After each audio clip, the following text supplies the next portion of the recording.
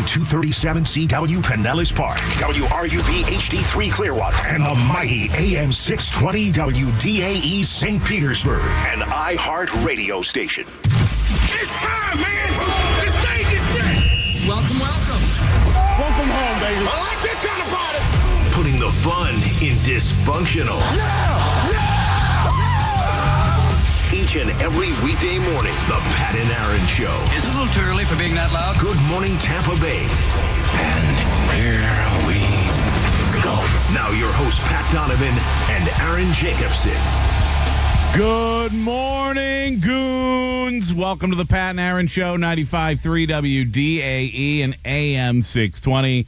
Coming to you live on a Victory Monday. It is not just any Victory Monday around here, though. Things are a lot different, and there's a lot of reasons. First of all, Aaron Jacobson, he's in New York. He likes to spend New Year's Eve in New York with his friends called Fish.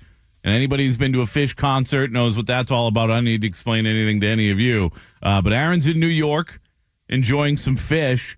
And Rock Riley is in studio with me, as he was with Aaron last week when I was out. Rock Riley in studio with me on a Victory Monday. Happy Victory Monday to you, Pat, and to Casey, and to all the goons in Goonland all across the nation, but especially here in Tampa Bay. Doesn't Monday feel better after a victory by the Buccaneers, and now with a shot at getting into the playoffs and winning the NFC South and having a home playoff game? I don't want to get ahead, but let's just... No, go ahead. Get ahead. All right, the Saints, listen.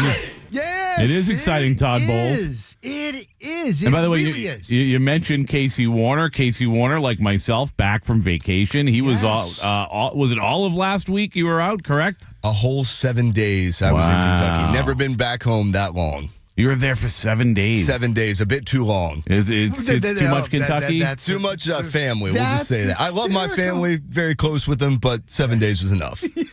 Well, he's back. Casey Warner is back. You'll hear the him. Rams, how about the Rams are doing? Last night was How good about for his all of us, Rams? man. That was great. See, Rock, here's the thing. I was thinking on the way in, like, do I tell Casey, like, let the Bucs fans have their moment. Let the Bucs fans have the first segment, and then we'll get into the Rams. I got you. And it's you who brings up the Rams. He's such a good guy. He's a good guy, He is. and you know what I mean? And it really is. The NFL does a great job, man. They do. really do. So, yes, and here we are. Yes, Pat. The Rams back in the playoffs as well last night, thanks to the victory by everyone's favorite football team this morning, the Washington Commanders. We love them as much as we love the Buccaneers today. Jaden Daniels, you're the man. Even Baker Mayfield, you see him on the post game with CBS's Evan. What was it? Evan Warner, whatever his. I don't know his name, so he's yeah. Sideline reporter, and he said, "Go Jaden Daniels for tonight." And I was going to say, Ira Kaufman was up in the press box. He's been covering, NFL forever, blah, blah, blah, 100 years, blah, blah, blah. And he's like, hey, and he kept asking everybody, do you think they'll all get together as a team and watch the game tonight and maybe get food? You think they'll go? I go, Ira, it's 2025. They don't all get together. They got so many different things. And then I hear that Tristan Wirfs was saying that, my plans? Because Scott Smith from Fox 13 was asking him. Yeah. He was going around. He goes, oh, yeah, the O-line's getting together with Bake, and we got our families. There's a lot of families that are in, so we will be watching the game. Not together. everyone, though. Bucky Irving, you remember, said to us last night at the podium, he's not watching the game. He's going to find out in the morning. He is, and then a lot of the younger guys, like Jalen McMillan, his grandma, he's watching the game. He's going to be with his grandma. Devin Culp, the rookie tight end that finally he got his first passes. Very good He's game. going to be watching with his mama. So those young guys, mama's boys, I love it. But the O-line and Baker Mayfield with their families together, does that surprise you that the Baker Mayfield would be with the O-line? He's always with the O-line, man. Those are his guys. And by the way, speaking of Baker Mayfield, what a game yesterday. If you think back to the first matchup between these teams in Week 13, that was one of his more mediocre, poor performances of the season. Had 2 interceptions in that game. Did not look good. Even though they ran the ball, I think it was for like 236 that day. They ran the hell out of the ball. It didn't feel good all day long. The offense was just out of sync, and they just didn't look like themselves. And, I said to Ronnie Lane in the postgame show last night, Rock, Ronnie Dane. we rarely get exactly what we ask for. But I feel like that's exactly, at least for Ronnie and I going into the game, like both of us were a bit off on our bold predictions. But when it comes to you were right. I said 120 and a touchdown or two from Mike. So he's about 23 yards away. But I want to congratulate you before I forget. I want to give you your due, and I thought about that last night. When we did our picks, and you came in, and Jeff Attinella was here, and he was really Josh was here, and you were like, you know what? I think the Buccaneers are going to blow them out. And I thought, no, they're not going to blow them out. No, I think that they'll win. But I didn't think they'd win by 34. Well, you said, so I'm giving you due. You said they'll blow him out. And I thought, you know what? Pat was right. So make sure I give him his due as we start off today. So you were right about that. Though. Well, I did. Blowout. I did think they would want to make a statement in the game. And so the two things that we asked for before the game are that we said, hey, here's what I really want to see, right? I wanted to see, hey, make sure that you start fast, because I thought that was really critical for yesterday's game, is that they started fast and that they let Carolina know early we're the team that has a chance to win this division, and we're going to play like it. And I thought starting fast was important yesterday, so I said, I really want to see them start fast. And the last part of our 5 things to watch for on the pregame show was don't allow Carolina going into the fourth quarter to feel like they've got a chance to ruin your season. And going into the fourth quarter, every single person in that building knew how that game was going to end, including on their sideline. I talked about before the game, Rock, I thought that it would be a much more difficult task yesterday than it will be on this coming Sunday. Because if you think about playing for those two football teams, if you play for New Orleans, you're on a team where everything's getting blown up. There's going to be a new coaching staff. There might be a new quarterback. Everything's going to look different next year, and you really don't even know if you're going to be there. The Saints do and have for a while look like a football team that can't wait to go home, right? As opposed to Carolina, where they've played, even though they didn't play well last week and clearly didn't play well yesterday, they had in recent weeks started playing much more competitive football. They've got a head coach they know will be back next season, a quarterback they know will be back next season, and they're building something. They're still, in my opinion, a ways away to being a real competitor in this league, but they feel like they're starting to build something under Dave Canales. So you have a lot more to play for on a team like that than you do on a team like the New Orleans Saints, where, let's be honest, that thing it's over and they can't wait for it to be over. So Pat had a funny, great analogy. Oh, you were listening yesterday. Game show. I knew you were going. So yesterday, my whole family, my wife's family, my father-in-law, he treats everybody to one game a year. There was 8 of them. And my son, his fiance, and brother-in-law, and his daughter, and Emily, and all this. And I'm driving everybody. And my son, who's 27, and he's like, hey, why don't you put on the pregame show? Wait, so you mentioned this to me before the game. You mentioned you had your son with you. You had the whole family in the car? Everybody was with me. Man. So my apologies. We're driving, and they want to get there a little bit later. I'm usually at least 2 hours before. I like to get there early. 12:15. We'll meet at this gate. Another carload, and all right. So there's more traffic, and we're waiting. And my son, I had quiet because there's going to be so much talking the whole day and everything, and. Why don't you put on the pregame show, Dad? I'm like, really? You really? And Emily's like, why don't you put it on? Oh, you want to hear the pregame show? You guys? Okay. So I just put it on. And is it going to be the T-Crez and ranting and raving? I said, no, the official is 98 Rock. Put on that. Put on that. So put on that. And my son goes, is that Pat Donovan? And I'm like, so many years ago on Saturdays when I had a show, The Rock Pile, Pat was the producer board up on that side. And he goes, remember I used to come in? I said, of course. He was a little young guy. Now he's 27. He would come in. He'd sit over there. And he goes, oh, Pat. And so he's listening. And he's like, You mean, I said, yeah. Oh, he's now on the pregame show of the Buccaneers Radio Network. He's got his own show in the morning. I'm going to do his show. He invites me on now. I'm on the other side. How about that?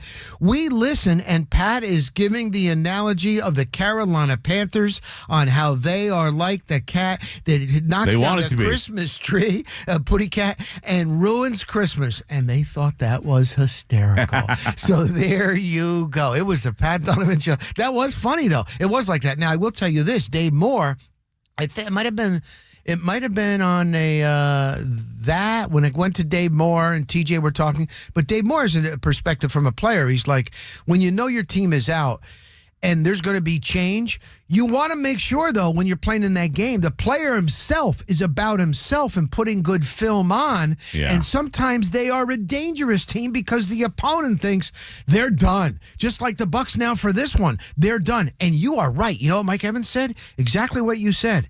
He's like, they said, what was the difference?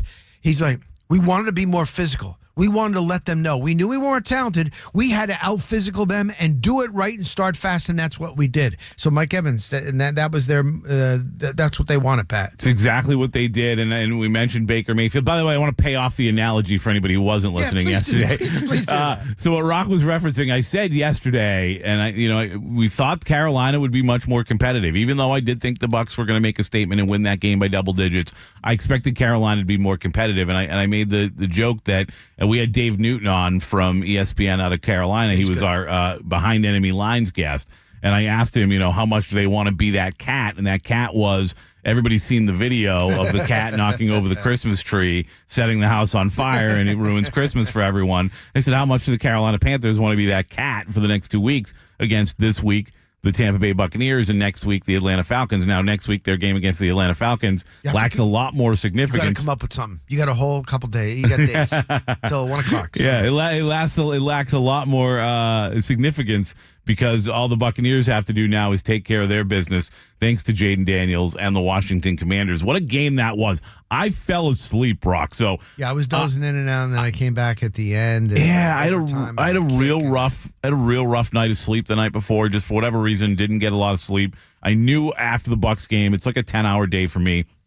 I'm usually pretty tired. Yeah. So I knew getting home last night that it was going to be tough for me to stay up for Sunday Night Football. But I wanted to watch that game badly because of how important it was for the Buccaneers. And so I was up until it was 7-7, right? When Washington went up 7-0 and Penix had thrown that interception, I'm like, here we go. And then all of a sudden, I fall asleep at 7-7. Atlanta had tied the game up. And then I wake up, and they're just coming out of halftime, and it's 17-7 Atlanta. And right away, I woke my wife up, actually. She had fallen asleep, too. I woke her up because I immediately was like, F, pretty loudly. Oh, I thought, you know what I was just thinking? I was like, wow, he does that. My wife, you said, hey, wake up, wake up. No, unintentionally. No. No, I woke her up. She's not a huge sports fan. She's not like, she doesn't want to get up and, hey, watch the rest of Sunday Night Football with me. No, I said F emphatically enough, looking at the 17-7 score, right? That I'm like, uh-oh. And then that game down the stretch, man, what a football game that turned into, going to overtime. I thought the refs gave Atlanta the game. Listen, it was the right call, but a call that I don't know you need to make with that pass interference call to give them the opportunity to win the game at the end of the game with that field goal. I'm like, I can't believe we're going to end this game. I actually even tweeted it out. I can't believe this game's going to end on a penalty. Thankfully, it did not. It goes into overtime. Doink. Right down the football field goes Jaden Daniels in Washington. Stud. And I was, like every Buccaneer fan watching, just ecstatic because we all know now. Did you jump out of bed? Were you already out of bed for that or no? I was. There was a lot of this in bed for anybody watching on the live stream, YouTube and such. He's got his damn I Love Football shirt too from Snack Apparel. I was definitely shaking the bed with excitement. She woke up. Well, the wife woke up again. Boy, you have a very good I was wife. Psyched. Oh man, you have no idea. You have no idea. She is the most patient woman in the world dealing with me every day. Believe that. But a great victory for the Tampa Bay Buccaneers. The Washington Commanders' victory last night means all the Bucs have to do is take care of business on Sunday, and they will once again be NFC South champions. I refuse to fear the New Orleans Saints. And you know what? If the Buccaneers go out and blow it against that football team, shame on them, and they don't deserve to be there. But you know what? I think they do deserve to be there. I think they're going to be there. I think Sunday's game against New Orleans will look a lot like yesterday's game against Carolina. I'm not saying it's going to be a 30-point victory, but they should dominate that football game, and that's my expectation of this football team. And people are going, you're going to jinx them. I don't care. Listen, go out and do your job, and you're going to win that football game in this division, and that's exactly what we should expect on a victory Monday for the Tampa Bay Buccaneers. When we return, Casey Warner is back. It's time for today's top headlines. We've actually got a small surprise for Casey. There's something, he's just gotten back from vacation. There's something I still need to talk to him about. You're probably going to want to stick around for this very important news about Casey Warner on the Pat and Aaron show. No, he's not leaving. He's not moving up. He's not going anywhere. Well, okay. He does have a new gig. Oh, okay. Just like you on Saturdays. I want to know about this. Part of our new Saturday lineup, but that's not what we have to talk to Casey Warner about next. WDAE Traffic update. From the Safe Touch Security Traffic Center. This report is sponsored by Lowe's. Good morning. Just working one overnight incident in Tampa, Waters Avenue at Himes Avenue.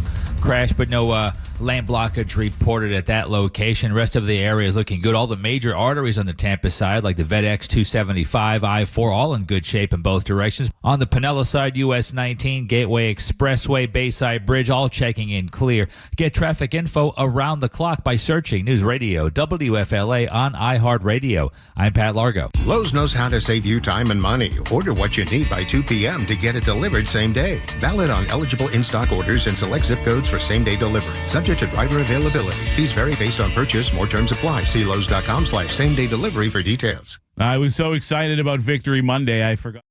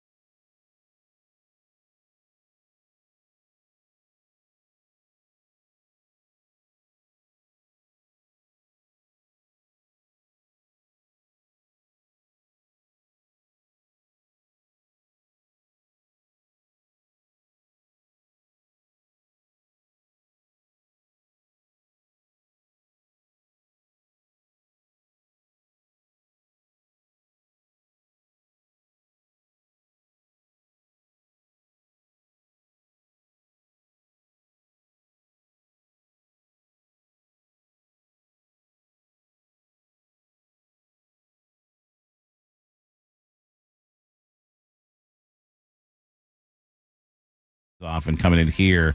We're going to start it off with you in the studio. This is that important of a discussion about Casey Warner that we're going to drag him in studio. Well, I don't even know what's going on. It's a Victory man. Monday. I like to keep things cloaked. I feel bad, actually, because you've had to go through this now twice in as many shows. I came in on Friday with Aaron Jacobson and did this. But, yes, Casey Warner, if you want to sit down there, you can sit down and join us here in the studio. Wow. Does he know what's going on? Does he know? Or No. doesn't know. Time for discussion with Casey Warner, Just getting back. You want to turn your mic on? Yeah, it's very important. There you go. He didn't have it. All right, he's That's going okay. back. He's running back. He's running back Going and back. forth. He's getting his steps in. Yeah. Do you worry about you getting your steps in? Listen, Pat, I your should. cardio? All right, I'm probably going to have to. Listen, I won't lie to people. I won't get into too many details, but I got some tests going on this week. They'll probably tell me I need some more steps. All right, we'll find out this afternoon and later this week. But I probably little blood work. I probably need some more steps. All right, is your microphone in working fashion? Good. Young man. Yeah, all right, good. Casey All right. Warner. Yep, sounds All right. Cool. Listen, it's a Victory Monday. Your Rams, like our Tampa Bay Buccaneers, your Rams clinched a playoff berth with the Washington victory and the NFC West How about that? title. 5 in a row? Is it 5? 5 in a row. 5 in a row. Yeah. The Buccaneers, all they have to do is take care of New Orleans, which, again, they damn well better on Sunday, and they'll be division champions. But we thought, why not salute you on this Christmas week? Look at Pat Donovan. A Santa big Claus. bag. Look Oh, at my this. goodness. I feel bad. I said this the other day. What? I said this to Rock He's a minute ago. unbelievable. Because this is the second time Wow. he's had to watch me give out gifts on the show now. It's been unbelievable. To my co-host me. and my producer. It's but the real deal, man. All right. He loves Wow. his people.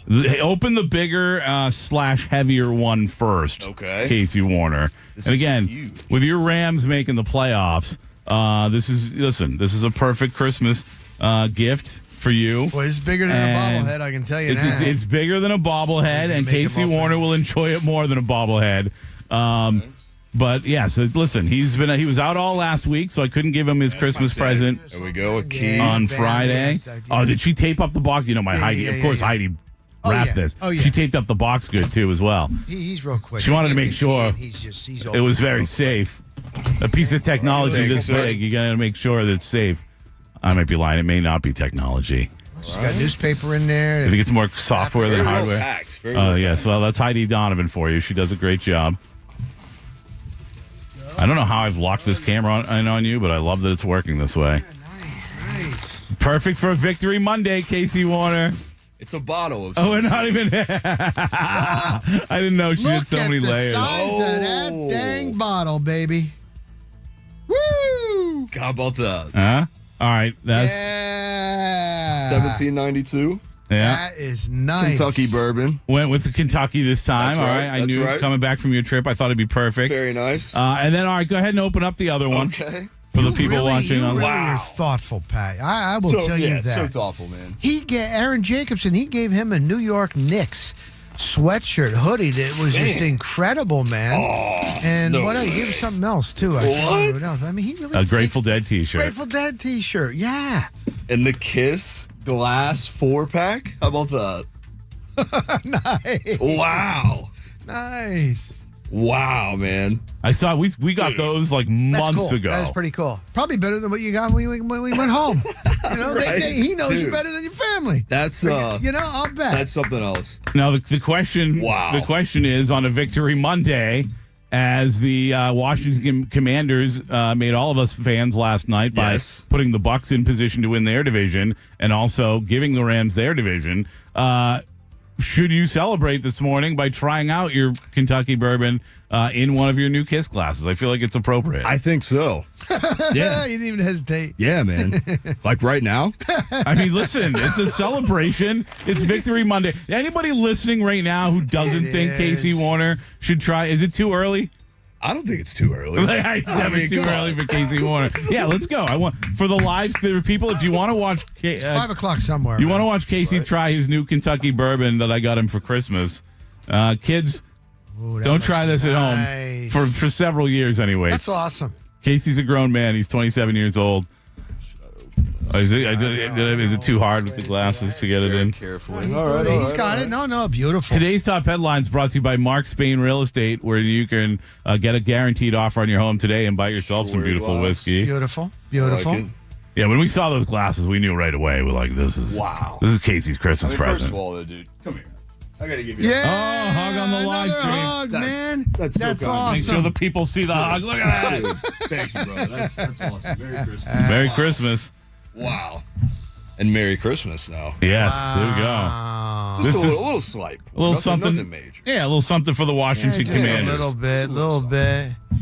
Cheers, man. That's the Cheers. smallest taste Casey Waters ever it's, taken. It's 6:26 in the morning. How was it? Good? Did it go down good? I hope so. Oh, That's a sipper right there. Oh, There we go. That's a Tom Krasnicki congratulations. sipper right there. Nice. I bet Merry Tom Christmas. Krasnicki likes this. Merry Christmas, Happy New Year, and all that jazz. Oh, yeah. That's awesome, man. Awesome. You So, know yeah, we what? don't have Great, anything serious Casey. to talk to Casey about. Great.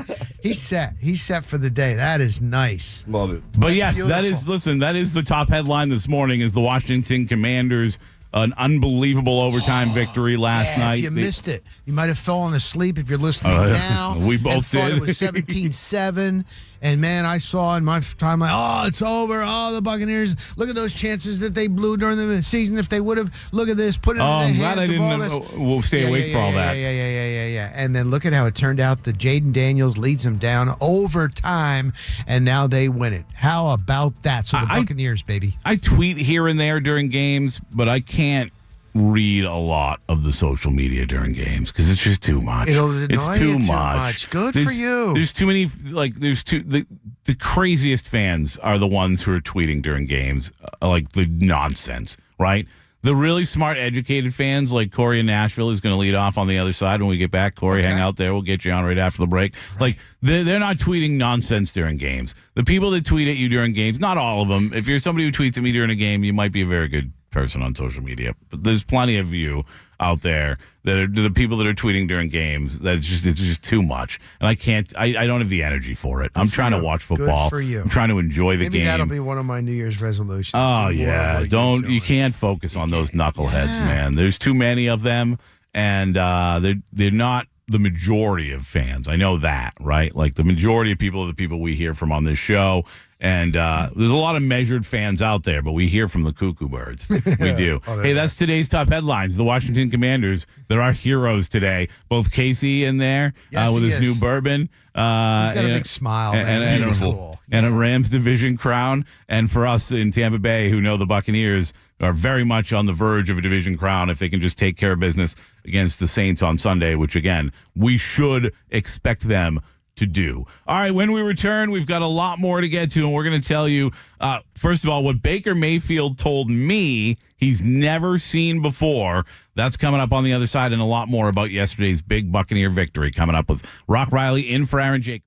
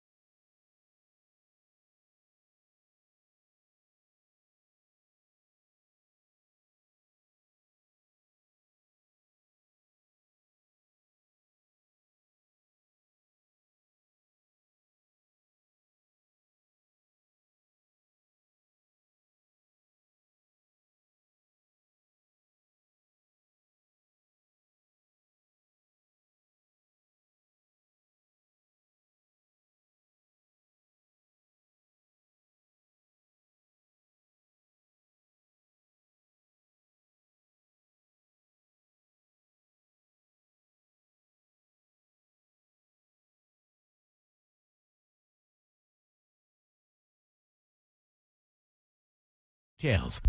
Now, back to the Pat and Aaron Show on 95.3 WDAE and AM 620. Rock Riley in for Aaron Jacobson. Baker Mayfield yesterday, nearly perfect. As a matter of fact, he had what I called last night on the postgame show a very Jared Goff-like stat line, because we've made this comment about Jared Goff I think 3 or 4 times this season, and you can make it about Baker Mayfield last night. That comment, of course, is he had the same amount of touchdown passes as incomplete passes yesterday. That was a good one. 27 of 32, 359, 5 touchdowns for Baker Mayfield. Unbelievable afternoon. That was fucking awesome. Thank you, Tom. It was. It was, Tom.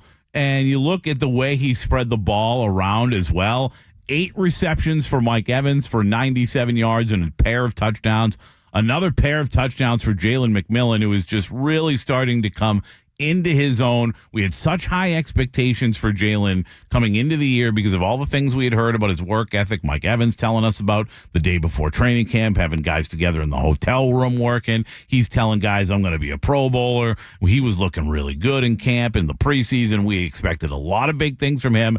He struggled to start the season. He's really come on as of late. Devin Culp getting into the action with 3 catches yesterday, looking really good. Fast, young tight end for the Buccaneers. Obviously, they're working those guys in with Kate Otten missing another game. 4 catches for Bucky Irving, who only had 77 yards through the air to go around, along with his 113 on the ground. I mean, it was just one of those games where almost everything was perfect. Even Todd Bowles making us laugh when we all found out that at halftime he said the defensive backs needed to get their heads out of their asses. So young Chris Mathis he cracks me up at post-game press conferences. So when Tom Brady was here, Tom Brady, 7 Super Bowl rings, and when Chris Mathis asks a question, he's got a voice where he's very, you can hear him. He projects well, and he's confident. Usually sometimes when you're young, it's almost like a rookie, and he said, "Hey, Brady." And I remember Brady kind of looking at him. And then Brady I said, and I saw it was over. We're walking in the locker room. I said, "Man, I can't believe you called him Brady." And Chris Matz is like, "What?" Yeah, he had no idea. Didn't get him. So yesterday, and it was at halftime, right? Halftime of the game where TJ Reeves is interviewing. Do we have the exchange with Chris Mathis? You'd have to look it up. But anyway, so what happened was, at halftime on the game, TJ Reeves, the sideline reporter, always gets the coach, and he said, "Yeah, the DBs they got to get their heads out of their asses." That's what he actually said. Yeah. So here is Mathis. It was hysterical on the post game press conference. He flat out said it, and I don't know if we have it, but he was like, you said you said the defensive. Just a second, I'll grab it. Yeah. All right, but go ahead, tell him. We'll he hear. said he said the defensive backs had their heads up their asses, and Chris asked him that and said, "You said the defensive backs had their heads up their asses." And I don't remember exactly what the question was afterwards. Just that part alone that he said it was hilarious. Bull started laughing. It was so funny. All right, Bull started laughing. While Casey gets that, we're going to get to the Baker Mayfield audio as well. Okay. Let's get Corey in Nashville in. Actually, good. Corey, I know I've made you wait. Do you want more time? Because we're going to have to be quick. Should I make you wait a little longer? Would you rather wait a little longer? I'll be quick. Quick today and call back tomorrow because I'm playing basketball right now. Anyway. Oh, there you go. Awesome. Hey, listen, man. Happy Victory Monday. This is the thing that keeps fans like myself and you guys bought in, is that this locker room stays together no matter what. This locker room is bought in no matter what. Nobody quit. Nobody pointed fingers. Nobody gave up on the coach or the coaches. They stayed the course. And all you can ask for as a fan, we get to December and you control your own destiny for postseason run. That's all we can ask for. I know I got to go. I'll talk more tomorrow, man. But happy Victory Monday. Way to go. LFG. Let's go Bucks, baby. Let's go, Corey. Great phone call. We'll talk to you tomorrow. And he's right. You just want that opportunity to control your own destiny, and the Buccaneers have it again. All right, so this is the exchange last night between Chris Mathis and Todd Bowles. This is fantastic. At halftime, Coach, you told TJ Reeves that 2 busted coverages from the cornerbacks. They needed to get their heads out of their asses. What did you see there from the secondary, and what did you need to see improvement on in the second half? It's kind of self-explanatory. I don't know what else to say after that. It kind of takes care of itself, and we had that discussion, and, they got it out. He's like, I needed to see them get their heads out of their asses. They did. But how he does it, he does it dry pan. Like, it's his delivery. Hey, Brady. Hey, coach, you told TJ Reeves they got to get their heads out of their asses. How do you? And it's hysterical, man. He has shown a lot more humor this year, all the way back since training camp when he told us. You mean Mathis or No. Todd Bowles. When he told us that he was going to have Jamel Dean drug tested after he had an interception at practice one day. That was good too. I mean, that was very funny. I think we've seen a lot more of that personality out of Todd Bowles. We see plenty of personality out of Baker Mayfield. And yesterday I had to ask him after what we saw from Payne Durham. Speaking of Chris Mathis, as soon as Payne Durham caught his touchdown pass and immediately hurled the ball into the crowd, I looked at Chris Mathis and I go, is that not his first career touchdown pass? And he's like, is it? And we looked it up, and it was Payne Durham's first career touchdown pass. So I asked Baker after the game, I was like, have you ever seen a guy throw his first touchdown pass into the crowd? No, we had to negotiate with the father and son that got it. We got it back, so hopefully we can repay them. But now Payne has to pay a fine for throwing the ball into the stands and losing the ball. But he got it back.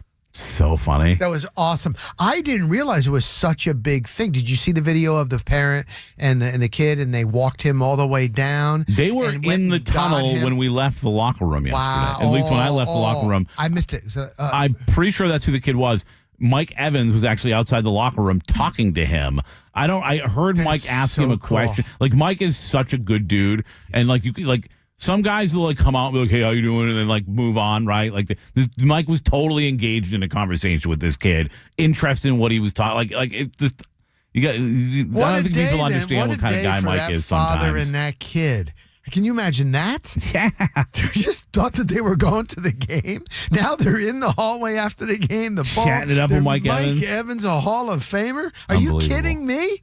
What a day, man. What a great day at Raymond James. And my family was there, and I said they had ponchos, and it didn't really rain long at all. And they loved it. They loved it, man. And 48 points. 48 points? I'm doing the post game rock, and it starts pouring in the stadium. And I'm like, I got out easy on the way in, but my walk to the car is going to be brutal. It stopped before I even went out. It was literally a perfect day at Raymond James Stadium. Between the way the Buccaneers played it was. and the weather kind of, at least for me, allowing me to stay dry. It was a perfect day at Raymond James Stadium. All right, we'll get more into the Buccaneers' big win yesterday. And as a matter of fact, Rock and I will tell you our favorite parts of yesterday's game. I'll tell you one of them is about one of the wide receivers, but you may not expect why he was my favorite part or what he did that was my favorite part of yesterday's game.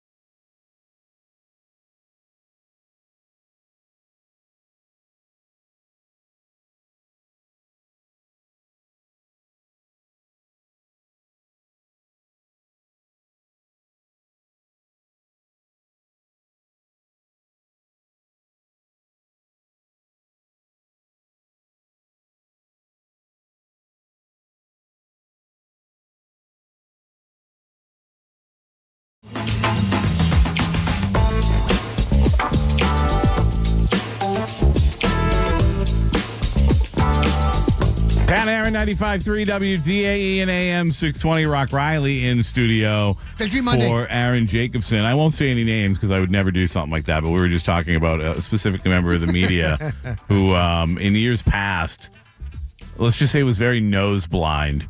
And there are times in the Buccaneer locker room where I knew he was behind me without having seen him yet that day. That stinks. Yesterday did not stink as the Tampa Bay Buccaneers put themselves in position as long as Washington won last night. And, of course, we know now they did to have a chance to win the division with their own victory coming up on Sunday. By the way, Rock Riley brought up a great point to me during the break. Some of you may not know if you're just waking up. The Buccaneers will play next Sunday at 1 o'clock. Of course, that was not locked in as of yesterday. The NFL waited to make the final schedule. And I said to Rock earlier, and I didn't realize the Buccaneers, I thought, were one of like a handful of teams that could be flexed to Saturday. Oh, no. Everyone could have been flexed to Saturday. Instead, it ended up being Cleveland at Baltimore Saturday at 4:30. Okay. We'll have Cincinnati at Pittsburgh. So the entire AFC North goes on Saturday. Cincinnati at Pittsburgh at 8 o'clock. That's a good one. That is. I think Cincinnati still has a chance. Yes, based on they so much. need help, but yes, they do. They're not eliminated yet. How about Burrow, man? Burrow, what he is doing lately. Last, It's 4 sad in a way. Why? The way they started? Well, Yeah, I know. because I know. he's playing some of the best quarterback we've ever seen on a team that's not even going to probably get him to the playoffs. Right. So you still have the schedule up there or no? Yes. So give it to us because I went to bed and fell asleep, then I was watching the game. So what's the rest of the schedule So we've got for this weekend? The Buccaneers in the game, of course, we don't need to pay as much attention to because, again, if the Buccaneers do their job, they're division champions. But Carolina at Atlanta, also a 1 o'clock start. Washington at Dallas at 1 o'clock. Chicago at Green Bay is a 1 o'clock game. Houston at Tennessee.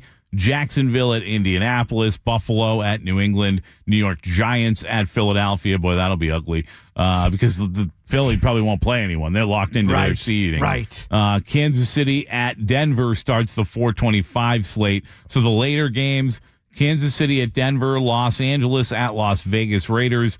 Los Angeles Chargers, that is. Seattle at the Los Angeles Rams. Miami at the Jets. I don't know why that's 4:25. I guess Miami has a chance, depending on what happens earlier, potentially, because they weren't eliminated yet either, I don't believe. We're going to get into the playoff scenarios in the 7 o'clock hour. Okay. San Francisco at Arizona, also 4:25. And then Sunday night, of course, the biggest game of the week, the 1 seed in the NFC up for grabs, as is the NFC North Championship. Yes. As Minnesota goes to Detroit, where, listen, the Lions are 3-point favorites. I think for most of the year, we would have expected the Lions to win that game. With some of their injuries right now on defense, I think Minnesota's got a real chance. They really do. They got a real chance. And by the way, the loser of that game, very likely, I believe, will be who we see here at Raymond James Stadium. Yeah, wouldn't that something? The following Say week. the Lions. You see what Nick Wise tweeted out? He's like, So the Lions might have to play on the road. The Buccaneers would be home. I think those college football playoffs, they're looking pretty good the way they set that up, huh? But that would be something. Imagine being a Lions fan, the season that they've had. They would have to come here. Yeah. And, hey, that's how it goes, man. Where they lost earlier this season, by the way. Oh, that seems like so long ago, but It does. I don't know if I want that matchup, but we got a ways to go. It's a before we scary get one. that. All right, that would be Amon-Ra St. Brown is one of my favorite players in the NFL, also one of my least favorite players for the Bucs to match up against. Yeah. He's such a stud. Those smaller, quicker, fast twitch receivers like that are the ones that give the Bucs the most trouble. See, And he's one of them. I was concerned. I'm still not sold on that Buccaneer defense. But yesterday, I mean, it was bad. I watched the post-game press conference of Dave Canales, and he tries to keep everything positive. And oh my God, they were just hammering him on how bad the Carolina Panthers defense was. And I was They had no answers yesterday. They really didn't. And they did the first time around. They really did. I mean, they stifled the Buccaneers. That offense looked very, even though they scored 23 points that game, like they just did not look like themselves. It was a totally different football game. So we'll see. I don't want to start talking playoffs yet and who they're going to play and start getting into matchups. Not yet, Pat. I still want them to take care. You don't want people to call you a jinx? No. Take care of business, man. Sunday at 1:00 against the Aints. Just take care of business, and then we'll have the home playoff talk. Yeah. They're going to take care of business against the Saints. I'm feeling very confident, and I don't care. Again, I know a lot of people get nervous. They don't want you to be confident. They don't want you to lock things in. I'm not going to call given Sunday, I'm not going to call it a lock. I'm not going to call it a lock, but it would be an absolute disaster. It'd be an absolute embarrassment. Can you imagine fans with Todd Bowles? Did you imagine that? Imagine that? The ones that just, oh my God, they're relentless. I've defended him a lot. It would be difficult, too, if they lost that game. It'd be difficult. And listen, I think a lot of times it's not on him, some of the things that have gone wrong. They are bad. The Saints are bad. But the Saints, they're really they haven't bad. Shown anything lately. And they just don't want it anymore. They can't wait to go home. It's like if you saw any of that game yesterday against the Raiders, you could see a team. The Raiders are terrible. The Buccaneers dominated the Raiders. It was only a 15-point game or whatever, but they controlled that pace of play. Who's worse, Jets or Saints? How bad are the Jets? That's tough. How bad are the Jets? If you combine both rosters, do they have a winning record? No. You really can't say that very often about two NFL teams. Because two NFL teams, you're going to have a lot of stars. One way or another, you should have a lot of really good players if you have 106 NFL dudes to choose from. But, that would be a bad roster. Those are bad football teams. Trey Wingo, not too much on the Jets, but Trey Wingo tweeted out, and this was good. He's like, so Garrett wants out, even if... what's his 42-year-old quarterback is back. And he's like, wouldn't that be just like the Jets? Like they will err on the side of Aaron Rodgers again. There's no way. What he There's wants. No way. The young guys want out. And Rodgers took a shot at Woody Johnson. Woody Johnson wanted to bench Rodgers in week 4. That thing is over, Rock. There's no chance he's back there. Where's he? Is he going to? He wants to keep. I think he's going to retire. I don't believe he's going to keep going. There's no way he would go somewhere where he would have to even fight for the starting job or be but number 2. I couldn't imagine that. And I said to Aaron early this season, and it has not changed for me. Aaron Rodgers this year has looked like the walking embodiment of I'm too old for this bleep. Right? The dude, and we've seen him in every walk of life. There's that guy in this business. There's that guy in football. There's that guy in every walk of life. You can meet this dude. I was around this guy Christmas shopping. All right. This guy, we were in line to buy some shoes. There might have been 5 people in line. And this guy's just losing his mind about how long he had to wait. The shoes he was buying weren't on sale. It was just what an a-hole. Oh my God. I'm just I don't want to tell the guy to F off, but I want to tell the guy. It was getting close, right? It was really close. I was just going to be dude, give these 2 20-year-old girls a break. You know what I mean? Jesus. He's talking about how slow the one girl is. If I'm that just happened, it's Christmas if you is let next it to go, nobody in this store, you idiot. If you let it go and you say, hey, you a-hole, blah, blah, blah, and he turns around and he's up against you and he wants to fight, would you be ready to fight? In a mall or whatever at that point? No. You know what I'm going to be ready to fight is if you threaten my wife or somebody I love, right? Like when Aaron and I were in Philadelphia and that guy questioned the sexuality of his quesadilla and got up in his face, I stood right up and I was ready to go. You're ready to go? I will defend mine, the people that I love. Outside of that, I will try to avoid physical violence at all costs. I am not a fighter. I'll stick up for myself and certainly for the people I love, but outside of that, I think dudes who like to fight that are ready to go, they're children to me. I've had this conversation with guys at red lights because I drive like an a-hole sometimes. I won't lie. I'm from Massachusetts. I delivered pizza for 6 years.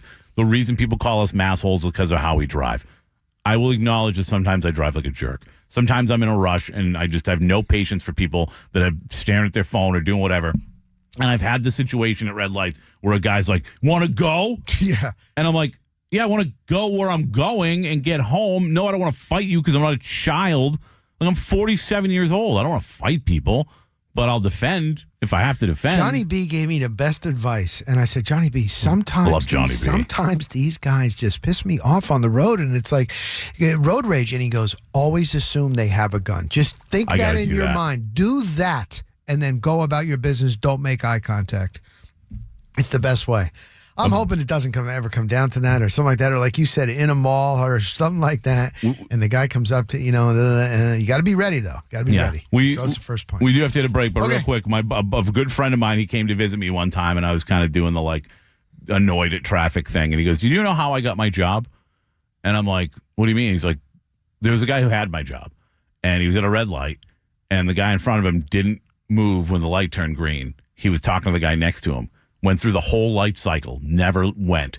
The light turned red. When it turned green again, the guy laid on his horn.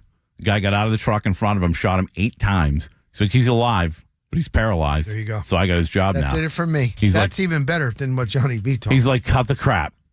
Okay. Somehow I still haven't learned. There's your advice for the new year, everybody, from Pat Donovan, man. And I know you're on the road right now. That should be my New Year's resolution. That's it. No, Stop driving like a masshole. I will remember that. Bucket.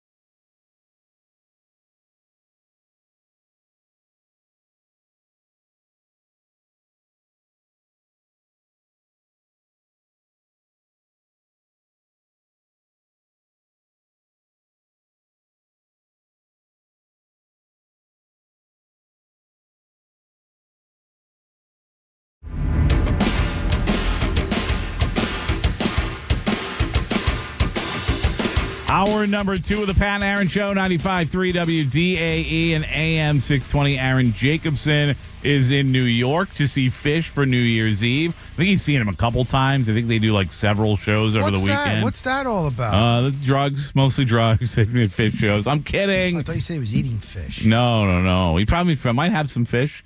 He likes a little fish. He does not like gefilte fish. His mom gave me some once to try, and Aaron was like, no, it's terrible. And it wasn't my favorite thing that I've ever had. Happy Hanukkah, by the way, to Aaron Jacobson and everybody who celebrates, including Emma. I'm sure Aaron's mom is listening. She listens even when Aaron's out. You believe that? Oh, what a great... My mom would never be so nice. My mom only listens if I'm on, and sometimes she only listens to the last 5 minutes just to hear me say "Sorry, Mom" after calling myself an idiot. But she can't stomach the whole show like Emma does. Emma somehow listens all the time. God bless her. Hi, Emma. Hi, Jake. Text on the Bartow Ford DAE text line: Baker needs one touchdown pass for 40. Really, you know. What do you think, Pat? You going to get that? You going to get that against the Saints? Is he going to get Mike one Evans touchdown pass next week? Yeah. What do you think? More than that? Listen, if Mike, I wouldn't be surprised if Mike has 85 yards receiving by the end of the half next week. They are going, because first of all, the Saints are bad. So the Buccaneers should beat up on the Saints. They should dominate that football game. You're making me nervous when you're so confident. I'm sure I'm the making NFL, a lot of people nervous. I was very flippant about the Buccaneers beating Denver early this season. But the thing is, we didn't really know who Denver was yet. And that's a pretty good football team we've learned over the course of this season. It's a pretty good football team. The Saints are not. They're terrible. And either the Buccaneers dominate that football game on Sunday or shame on them. Yeah, if you want to make some noise in the postseason, you want to try to win that first home playoff game, you better beat the Saints. I think they should dominate that football game. And assuming that they do, I think they're going to make sure that Mike gets that number. And I think they're going to do that by going after him early and often. And hopefully Baker Mayfield can be perfect. But listen, 15 interceptions, certainly not ideal by any stretch of the imagination.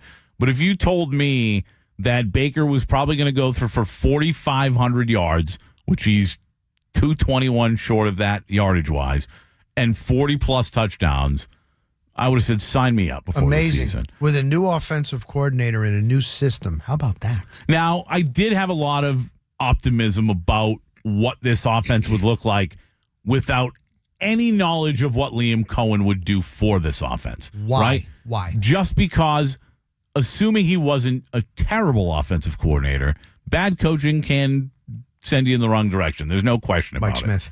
But, thank you. I assuming he was not a bad offensive coordinator, here's what I knew about this team going into the season.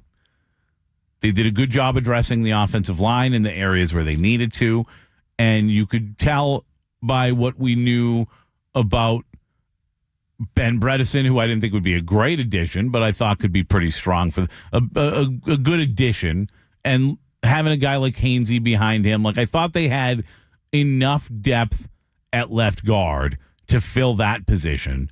I did think Cody Mauch would take a step. Would take maybe not the step that he's taken. I think he's done a really nice job this year for the most part. You got to be really happy as a Buccaneer fan about what we've gotten out of Cody Mauch, without question. But I also had some very high expectations for Graham Barton. So I thought right away the offensive line is going to be more physical, and when they build continuity, they're going to be better. Did I think they'd be this much better? Probably not. But I did think they'd be better. I also thought the run game in his second year with Rachaad White figuring it out behind a zone blocking scheme, because even though it's a new offensive coordinator, they kept a lot of the base principles the same, right? So knowing that, I thought the offensive line will be better. Rachaad White will be better behind it.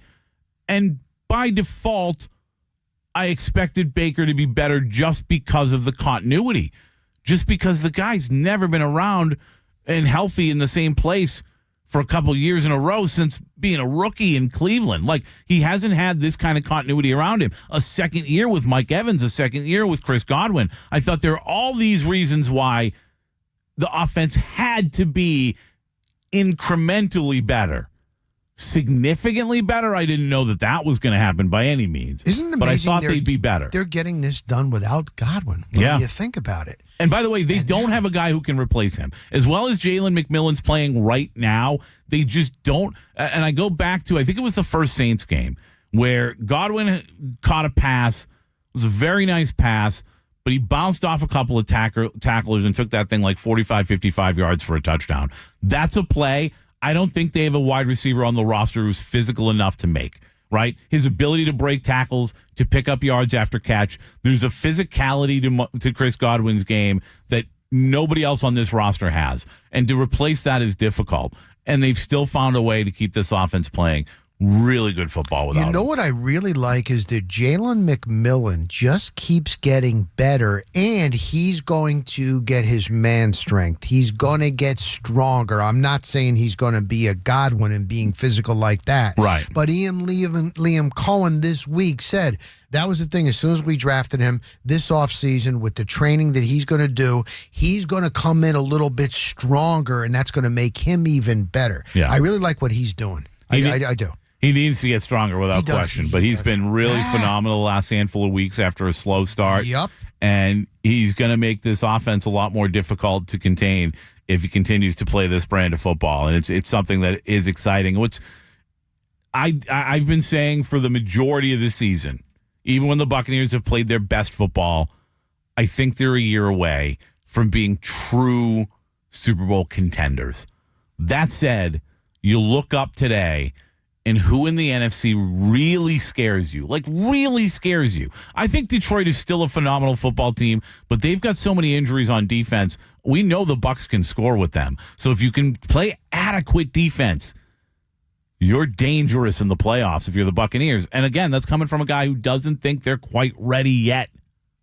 What about the Eagles? It depends on Jalen Hurts. They're still not sold right yet. I mean, listen, they the Buccaneers just keep beat on them getting 33-16 the first time around in week 3 or whatever the hell it was. They're both very different football teams today. Yeah, but they beat the Lions. They beat the Commanders. That was so long ago, Pat. It was.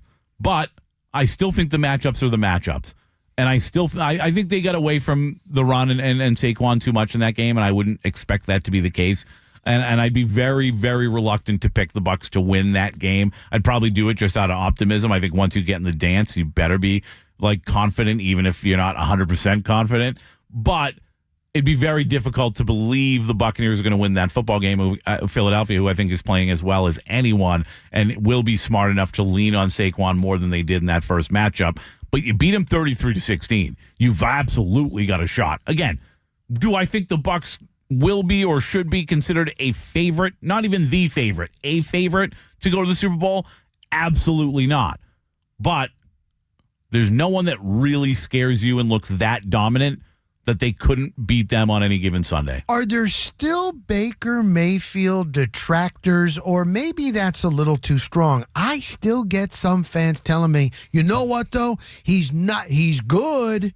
He's doing really well this year, but he's not the quarterback that can win you a Super Bowl. He's not a franchise quarterback. I still get that. That drives me crazy. I don't know if I think he's elite, but I think he's shown us that you can win a Super Bowl. I think he's had a really good year. Is he top 5? Is he top 5? 15 interceptions tells me he's not elite. I don't know if he's top 5. He's right there. He's in the conversation. But he's been, in my opinion, good enough to win you a Super Bowl. If this team plays adequate defense, not good, not great, adequate defense in the playoffs, they're incredibly hard to beat. Trent Dilfer is a Super Bowl champion. Yep. Although that Ravens defense, that was one of the all-time greats. But no, I think he could win a Super Bowl. I love Baker, and he reminds me a lot of Eli Manning in ways. As a guy who grew up a Giants fan, I always knew that Eli was not the best quarterback in football, right? I always knew he wasn't really a great quarterback, even though he's going to the Hall of Fame. That's good. But you know what? I wanted that guy. I wanted that guy as my quarterback. And that's how I feel about Baker. Like, there's things about his game that I think he lacks when it comes to being an elite quarterback. But I want that guy. I want him as my quarterback. He is a fighter. He is going to give you everything he has, man. Let's get Gabe and Seminole in quickly before the break. Gabe, good morning. Good morning. Happy holidays, guys. And what a crazy game last night. I stayed up for the whole game, and I'm glad it turned out how it did. We got to take care of business. Glad to hear you on the radio, Rock. You're like the Rock of Tampa Bay sports. Thanks, Gabe. And, man, you guys got to check this show out. It's called The Undercovers. Eli just put it out, and it's field as a super fan, and he goes to the complex, all in makeup, named Gus Swayze. You got to check it out. It's not, Gabe. It's not, Gabe. Gus Swayze was debuted like early this season. I know. I'm way behind the times. I'm an old guy, you know. I know. No, that's okay. That was great. That was great. It was hysterical. Anyway, you guys have a good holiday. Go Bucks. And I'm glad we made it to the playoffs. I wish the safeties would really know what the term safety meant. Get a drop, man. Damn. Go Bucks. Gabe, thank you for the phone call. Gabe's an interesting cat. That's good. It's still, he's right, though. I'm the defensive. Did Gabe just guarantee the playoffs? Did I hear him say that? I didn't catch necessarily guarantee, did I? But he might as well have. Yeah, it sounded like he just said, ready for the playoffs. Well, I'm ready too. I'm ready. I hope he's not jinxing us. The Bucks are ready. I'm still waiting. I'm game to game, man. I know I must be boring. Get this game done against the Saints, and I'll feel better. Then it'll be bad. Again, the Saints are terrible. The Bucks are pretty good. I just made an argument that they can beat anybody in football on the right day. Either the Buccaneers win on Sunday and win the division for the 4th straight year, or shame on them for dropping the ball in such a pathetic way, because that's what it would be. And you know what? If it happens, I don't need anybody blaming some radio caller or some radio host or anybody else. If the Buccaneers go out and drop the ball against the New Orleans Saints on Sunday, blame everyone in that building, but nobody outside of it. Not a single person outside of it. Because that's a game the Buccaneers should walk into and roll over the New Orleans Saints. They should have the same kind of urgency we saw yesterday to shut this thing down and end this season and guarantee themselves another home playoff game a week later. And there should be no question in your mind that the Buccaneers are going to win the NFC South on Sunday. And if they do, it's not because of your thoughts or anybody's phone call or anything else. It's Gus Swayze. My favorite thing about that call is he's like, you got to watch this. It just came out. And I go, no, it came out earlier this season. He goes, I know. No. Which one is it? I love you, Gabe. You're an unbelievable caller. A lot of unbelievable callers. When we return, we'll look into some of the playoff scenarios next weekend. Okay, good. The scenario for your Tampa Bay Buccaneers is very easy. You win, and you're in. WDAE Traffic Update. From the Safe Touch Security Traffic Center. This report is sponsored by KFC. I have a crash on Roosevelt Boulevard right around Lake Carolyn Drive. Not seeing any lane blockage in Tampa. Still working a crash at Waters Avenue at North Himes Avenue. That earlier disabled vehicle blocking the right shoulder southbound Veterans Expressway before Waters. Looks like it's all out of the way now. You'll still see some flashing lights due to a road ranger. And a crash in Manatee 41 southbound beyond 275. That has some lane blockage there. Get traffic info around the clock by searching News Radio WFLA on iHeartRadio. I'm Pat Largo. 'Tis the season to fill your table and feed the whole family with KFC's Festive Feast. Get 6 original recipe tenders, 6 pieces of classic fried chicken, 2 sides, and 3 sauces for just $25.99. Want to win 2,000 times your money simply by watching football? With Better Picks, every play will have you on the edge of your seat, as game day just got 2,000 times more exciting. That's right, Better Picks has the highest multipliers in all of daily fantasy, letting you turn $1 into $2,000, $10 into $20,000, all the way up to $100,000 payouts. That's higher than all those other Pick'em fantasy apps. And it's super simple to use. Just pick a few players, choose more or less on their stats, and follow along live. Why would you use any other daily fantasy app when you can win 2,000 times your money only on Better Picks? Go to betterpicks.com, BETRpicks.com, or download Better on the app or Play Store and use promo code RADIO to experience the thrill of playing for up to 2,000 times your cash. Plus, new users get up to a $200 match on their first deposit. It's simply better with Better Picks. Must be 21 or older and in a jurisdiction where Better Picks operates. Terms and conditions apply. Concerned with your play? Call the NCPG at 1-800-522-4700. Are you annoyingly inattentive? Do you watch a movie and then ask a zillion questions because you weren't paying attention? Do people ask, how do you sleep at night? Then you should get a mattress from Mattress Firm. They can help anyone sleep. Mattress Firm's semi-annual sale and clearance is happening now. Save up to 60%, plus get a free adjustable base with select Sealy mattresses. Get matched at Mattress Firm. Sleep at night. Restrictions apply. See store or website for details.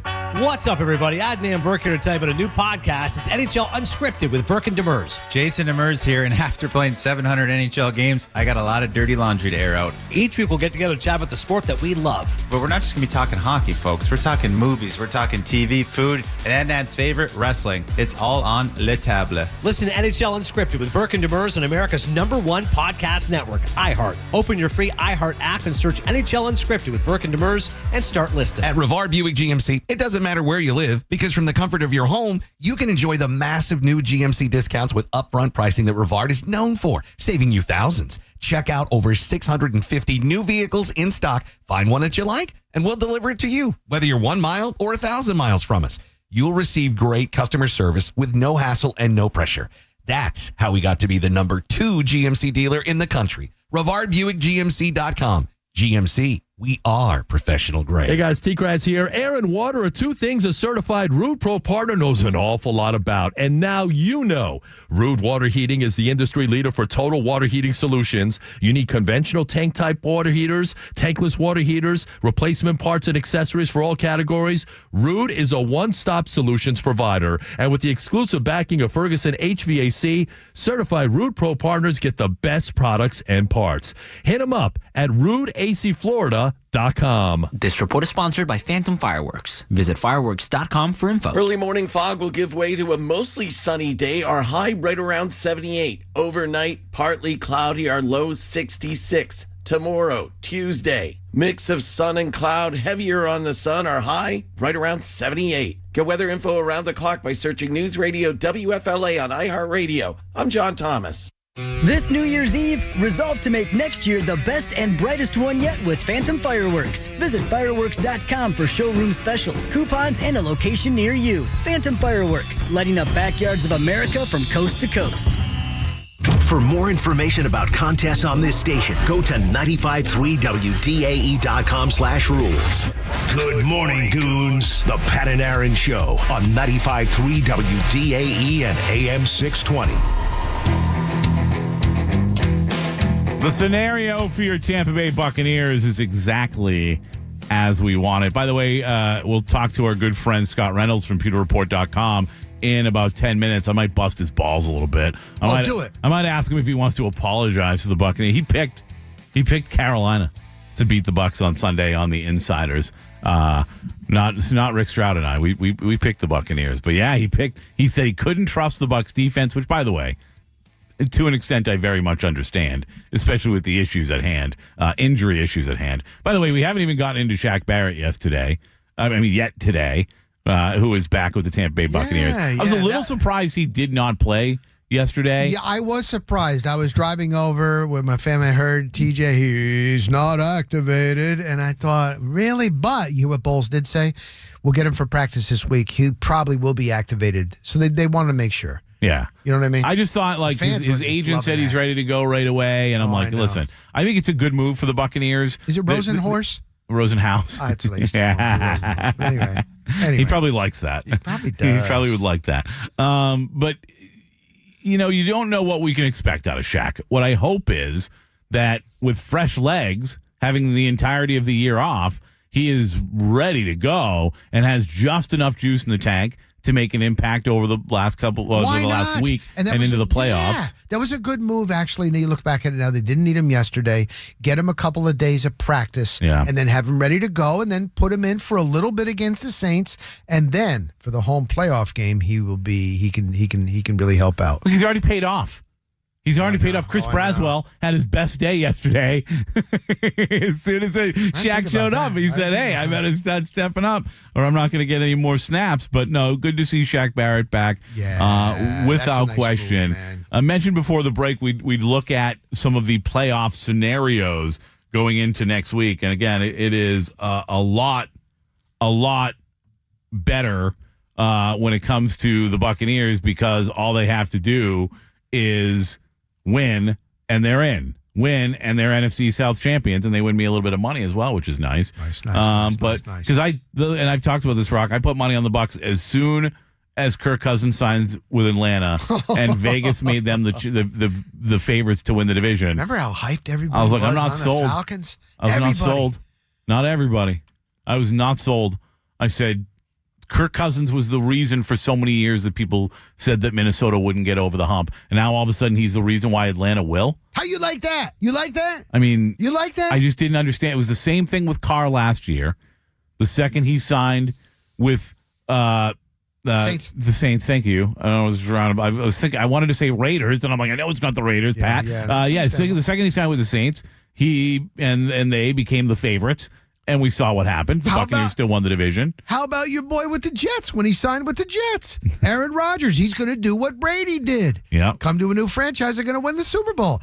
Isn't that something? Don't go for the hype. I just didn't buy it. Don't go for the hype. I didn't buy it. But the NFC North, what's crazy about the NFC North is that game on Sunday Night Football next week is massive with the Minnesota Vikings and the Detroit Lions. The winner will not only win the NFC North, the winner will have the 1 seed in the NFC. So the NFL loves the 1 seed and a first-round bye, the only first-round bye in the conference, going down to the final day of the season. This is exactly why they've put all these divisional games at the end of the year, because they want exactly this kind of drama. And to have 2 teams this good, I mean, it's not now. Of course, Detroit needs to win tonight as well. But that's a huge game coming up next week on Sunday Night Football with Minnesota and the Detroit Lions. And again, the Buccaneers should have the loser of that game in week 1 in the playoffs. Oh, my God. I just try not to get too far ahead like that. Yeah, I mean, assuming the Bucs win the division. You're pumping me up here on this Monday, man. I'm ready to drop down and give you 20 push-ups, that is. Guys, I think it's also worth noting that the Bucs could still get the 3 seed if the Rams lose to the Seahawks, because we think since they clinched, the Rams might rest their starters. So the Bucs have a better conference record than the Rams. So if the Bucs win and the Rams lose, they could jump up to the 3. It's a good point. Mm-hmm. And that would be major, because right now they'd be playing the Commanders, because the Commanders are the 6 right now. What an interesting rematch that would be too, because it's a different Commanders team. Man. That's a different Commanders team than they played in week 1 with Jaden Daniels I'd almost rather the Lions than the Commanders. What about you? With the injuries? I think I would still take Washington. Yeah? It's going to be here. Okay. Yeah. Okay. Listen, I love Jaden Daniels, especially after last night. The kid's had just a phenomenal rookie season. He seems unflappable. He's still a rookie quarterback going into his first playoff game, and the playoffs are different. And I do think I'd probably prefer them over Detroit. Jared Goff is so good.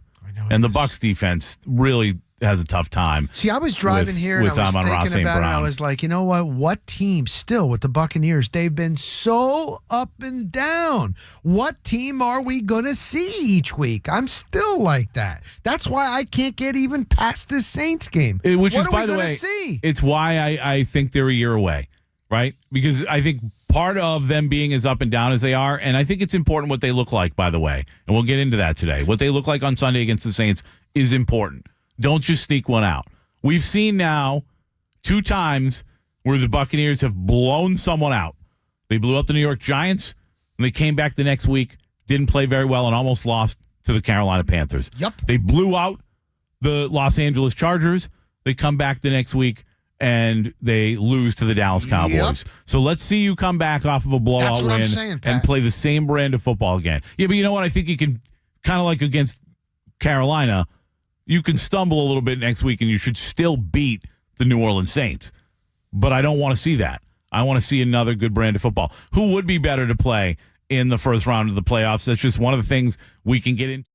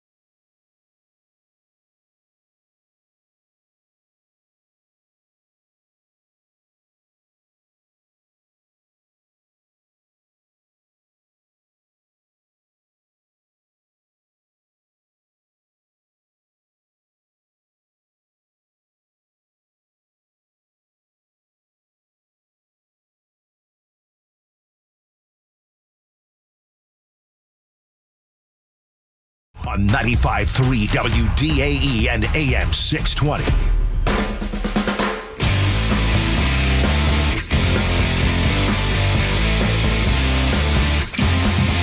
Pat Aaron Show, 95.3 WDAE and AM 620. I was joking I might have to bust Scott Reynolds' balls after picking the Carolina Panthers on the Insiders with myself and Rick Stroud tomorrow. But you can always find his amazing work, and Scott does do amazing work even when I bust his balls, at pewterreport.com. Find them on X at Pewter Report. Scott Reynolds, good morning. How are you, my friend? I'm doing great. It was fun to see the Commanders help the Buccaneers out last night. And, I will say a couple things in my defense. I mean, first of all, listen, I didn't realize at the time when we taped that show that Chupa Hubbard was going to be on injured reserve, right? So, there's that. The other thing, too, is I didn't realize that the Duck was going to be active on Sunday for the Buccaneers. So, those were two key lineup changes that I didn't see coming. So, in fairness, I did take the L, and, of course, the Buccaneers got the W. It's a great point. And I am busting your balls, but I even noted earlier when I said that I was going to bust your balls that at the end of the day, you said you had trouble trusting the Buccaneer defense. And for that, I can totally understand. Yep. So how surprised were you at the urgency that the Buccaneers showed yesterday after not really showing any last week? And we were just talking about this a moment ago. We've seen 2 blowout victories followed up by subpar performances. How important is it to you that they look like this again this coming Sunday? I mean, it's very important because, this is playoff prep. They put themselves in position now to make the postseason with the win. And so the mission is clear, like win the game and you're in. And that's been the whole goal this whole season is to get to the playoffs because once you're in, anything can happen. And right now, if that Cowboys loss is the only loss that they've had coming out of the bye, then you have to say, this Buccaneer team, outside of stubbing its toe in Dallas, has been one of the best teams in football. And when they play like that, when they play like they played in LA against the Chargers, the only team that can stop this Buccaneer squad is themselves because this offense is incredibly potent. And I think that they've worn the superhero cape every week since week 1, right? Going back to Liam Cohen's debut, 37 points and over 100 yards on the ground. That's kind of been the recipe for success the whole way. Where it gets a little murky is when Baker Mayfield, turns into bad Baker and throws a couple of interceptions. He certainly was great Baker yesterday with 5 touchdowns and penalties. So if this team can avoid the penalties and the turnovers, that's going to help them for sure in the playoffs should they win on Sunday, and they should. The other thing I'll note is the thing that really concerns me, and it goes back to what you and Rock were alluding to, is the defense in terms of trusting it. When you look at great defenses, they take the ball away, and I'm still concerned. We didn't see any turnovers yesterday. 1 forced fumble. Carolina recovered it. But, guys, if Baker Mayfield in the playoffs, is in a giving mood and has a couple of those turnovers, this defense has got to be able to bail out the offense and get a couple takeaways and not lose the turnover margin. Right now, the Buccaneers, I think, are -4.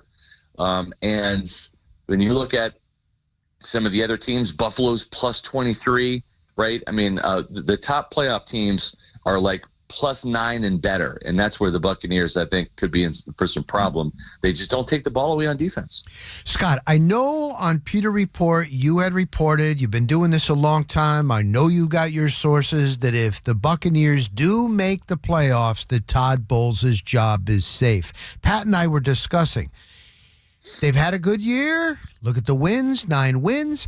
But if they were to lose against the lowly New Orleans Saints, and Liam Cohen is going to get job opportunities with what he's done with the offense. They like to get offensive coordinators, the hot offensive coordinator. If they lose to the Saints, is Todd Bowles' job in jeopardy, do you think? Yeah, I think so, because we were at the NFL owners meeting, the NFL annual meeting in Orlando back in March, and we asked Joe Glazier about Todd Bowles' future, and he said, we want to see progress. It was very open-ended, right? Progress. What does progress mean? Well, is progress, one more win over 9? last year? Yeah, if it comes with a playoff berth, right? Because otherwise you're going backwards. Like let's say, for example, the Falcons won next week against the Saints and finished with 10 wins, but no playoff berth, no NFC South title. Then I think you can legitimately say, well, you didn't make progress. Yeah, you won one more game, but it didn't matter because you didn't get in the playoffs. So I think what they're looking for is progress. And how I mean that is do better than you did last year, which is you won the NFC South, you made the playoffs, you won the home playoff game, which is very important to the Glazers, right? Because that's revenue and that gets you into the second round. So I'll take it a step further. I would be a little concerned if I'm Todd Bowles and I won the NFC South title and I take my team into Raymond James Stadium and lose to whichever team that's going to be at home, and more importantly, lose with the defense giving up 28, 30, 31 points, whatever, right? If the defense is the culprit for that loss, then you could see the old switcheroo. And we've seen that before where Dirk Cutter gets promoted, right? And over Lovie Smith. And we've also seen it going back before even Jason Light was here with John Gruden. They fired him, and you guys have been around for it. Mm-hmm. They fired Gruden like 17 days after the season was over because they thought Raheem Morris, who was going to replace Monty Kiffin as the defensive coordinator, was going to be the next Mike Tomlin. They didn't want to let him out of the building. Mm-hmm. And that wasn't exactly maybe the right move at the time. Gruden was getting a bit stale, as the head coach. But guys, with Liam Cohen, he could be the next Sean McVay. He could be the next Kyle Shanahan. You can't let that guy go at any cost. So, do you think, Scott, that the Bucs can catch a little lightning in a bottle with a fresh Shaq Barrett here at the end of the year and into the playoffs? You know what? I think so, and it doesn't even have to do with him making any plays in the field. I honestly think seeing him on the sidelines, he is such a positive ray of light. He is with his effervescent personality, he is a lovable guy. Having him in the building just helps out. I remember when Lomas Brown, a former really good offensive tackle for the Giants, was brought in during the Bucs Super Bowl run in 2002. I don't know that he played it down because he was like in his mid to late 30s, but he served as a mentor to another Gator offensive tackle that needed the kind of a pick-me-up, Kenyatta Walker, who was a kind of a first-round pick that wasn't living up to expectations. Gruden moves him from left tackle to right tackle, and he helped the Bucs win a Super Bowl. And I think just having that mentor in the room that guys listen to and respect, and having that Kenyatta Walker, Lomas Brown effect with Shaq Barrett, with a guy like Yaya Diaby and Joe Tryon-Shoyinka and Anthony Nelson and young Chris Braswell, I think it can work wonders, even if Shaq doesn't even touch the quarterback. But yeah, I mean, let's see him go out there and get a sack next week against the Saints. That'd be fun to watch. Everybody would love it. Again, you can follow Pewter Report on X at Pewter Report and find all of Scott Reynolds' amazing work at pewterreport.com. And don't forget to hear him every Sunday for hopefully at least 2 more Sundays. 2 more. Coming up Let's do it. On the Insiders on WDAE. Scott, always appreciate your time. We'll do it again next week, win or lose. And again, I think we'll be talking about a win. Yeah. I hope so. Pat Rock, have a very happy New Year. We'll see you next week. You too, Scott. Happy New Year and Merry Christmas and all that good stuff. I love this time of year, but I saw this this meme, if you will, on Facebook. It was one of those old like postcard looking memes, and it was just like a woman laying on a couch, like just looking completely miserable, and it says the week between Christmas and New Year's, and she's just saying, I need a vegetable in my body, because we do, like, it is so bad. Fruit. Something healthy. The week after Christmas. You know what? Tis the season, It's man. an odd week. We're living. Thank God, as I got older, we're still up, standing up, man. Let's enjoy it. Eat. Party, enjoy, and it's playoff football, and I love it. And the Buccaneers are playing meaningful football, and they can do it with a win Sunday at home against the Saints. There is a lot to like this time of year, and we'll tell you some of the things that we like on Things I Like coming up next on the Pat and Aaron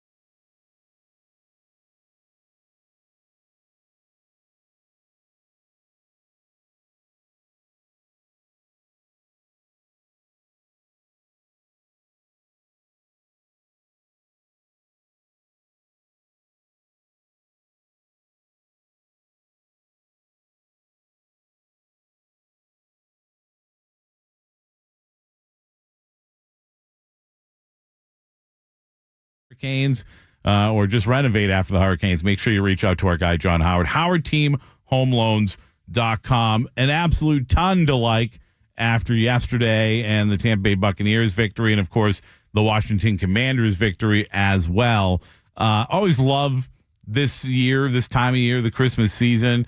I think is a lot of fun. I love all the football that we have in front of us. And your new smoker. Yeah, well, no, the smoker's not new. The smoker's covering, not new. the covering, Yeah. that's what it is. So, yeah. This time of year, I was like, okay, Pat's going to be out there. He's going to have coverage. Her parent, who set No, you up? my mom and my stepdad. Oh, awesome. So it was when I was in D.C., they set it up with Heidi so they'd come over when I wasn't home and set the whole thing up. So I got home. And it's funny because they wanted Heidi to grab like a video of me going outside and seeing it for the first time. They hadn't thought about the fact that I was doing the Bucs game when I got home from D.C. I wasn't going to get home until it was a 4:00 game, I think, 4:25 against the Chargers that day. Yeah. So I wasn't, after that, I'm not getting home until pretty late. And so Heidi was asleep. And so I walk outside to let the dog out. And I'm like, what is this? That's awesome. Like, oh my God. And I completely have forgotten it was in my parents' backyard. Tell the fans what they did for you. Yeah, so they put together like this, I don't know exactly what to call it, basically like a big cover for, we've got our smoker out in the backyard, also my new griddle. The griddle's fairly new.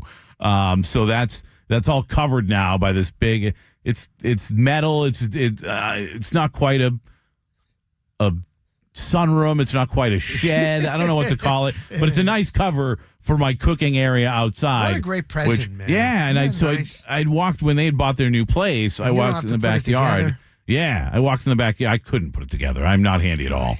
And I was like, oh, this thing's really cool. And they're like, well, we're going to get rid of it because we're putting a pool back here. I'm like, man, they said the old people, the old owners just left it here.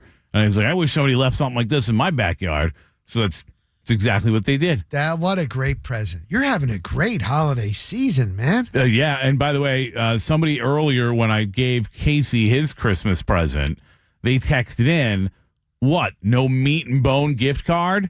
Well, unfortunately, no, not for Casey. But Casey, I don't think Casey cooks a ton. I think he's happy with the Kentucky bourbon. I would say like half the week I cook, the other half not. Like I actually cook more than you would think. You'd be surprised. Okay. I'm pretty good with it. Okay. All right. Maybe I should have went Meat and Bone gift card, but can't go wrong with that. My dad and my stepmom, they did go Meat and Bone gift card for us, for Heidi and I. We went the other day and went bonkers. I bought a Wagyu tri-tip, which I cooked for dinner. The picture that I saw a couple nights ago. Yeah. Ooh. Unbelievable. Made it nice and rare. Used the Meat and Bone chimichurri right on top. We also bought some Wagyu sliders, which we're going to make here probably tomorrow or I don't know, sometime soon. And then we got the chimichurri. We got some other stuff. You know what we got there that I don't really see very often? It was like high end, like boozy ice cream, like a chocolate martini ice cream. Heidi got some creme brulee one. You're living They large. were delicious. You're living good. Sometimes I'm living too large with the ice cream and some of that stuff. That sounds good. A metal pergola for Pat. That's what somebody, a good one. That's basically kind of what it is, but even on the side, you got side covering a little bit, right? Yeah, we might do some screen. We talked about putting a screen on there, maybe even a door or whatever. Keep us updated, man. Anyways, love cooking the meats outside. Love Meat and Bone and the I'm telling you that way. Watering. The Wagyu tri-tip we did this weekend. Look at your protein you're getting. Man. I do get a lot of protein. I'm not that strong, but I do get a lot of protein. Brock, anything you've liked over the last week or so for things I like? Oh my God, everything. We went out to outside on the river walk right there at it was unbelievable. Downtown? Yeah, it was unbelievable. I don't know who's sponsored what, but everything, it was just so great. I've been having some great meals, just like you said. We have relatives in, and Emily's mother is such a great cook, and these meals that we're having, and it's just, and even the dessert, and tis the season. Yeah. Tis the season. You're a wrestling guy. Enjoy. Oh, right? Yeah. Went to, Heidi bought tickets for SmackDown for Christmas, so we went over to that on Friday night. It's always a good show, isn't it? It is. It's always a lot of fun. Man. I always love seeing Titus kick everything off every time they're in Tampa too. Oh, that's how they do it, right? Always. You gotta have Titus in the building with everything he means to the city. He is great. He is great. He was on Ryan Clark, that Pivot podcast, And I saw that. Yeah, tremendous, man. And Channing talking Crowder's about- on that too. Yes. You know he does stand up now. No. We had him in studio. He was here to do stand up. We had him in studio. We went. He gave us tickets, a nice table at the show, and me, Zach Blobner. We had such a good time. He was really funny. Was he good? Yes. Because that's hard. Stand up is hard, man. It is. I've know? tried it a few times, You as did you it. know. You open mic, or did you open? Did you actually? So I run a didn't show? do an open mic. I was lucky enough because of what I do. So what happened was originally, long story short, Adam Rank does stand up. Yeah, he's good. And he was coming here and he asked me if he could come on to promote his show. And I'm like, of course. Mm-hmm. And it was a pre-recorded interview. And, you can kind of shoot the bleep after the interview. And I said to him during the interview, like, hey, I thought about doing stand-up, but I don't think I could do clean stand-up. And, I want to do NFL play-by-play one day. Ideally, that would be the goal. And, I don't think they want you to be the F guy on stage. How do you balance doing stand-up and maybe being dirty on stage and saying the F-bombs and that kind of stuff and working for the NFL where they probably want you to be pretty clean cut? So I don't remember his answer, to be honest with you, but after the interview, he goes, Pat, have you really thought about doing it? And I'm like, yes. And he goes, do you want 5 minutes before me at the Improv? Holy crap. And I was like, no way. And I couldn't turn that down, So the show ended up getting canceled. So it didn't happen. But another listener who had been involved in comedy had heard it and said, hey, I've got 5 minutes for you at this other show.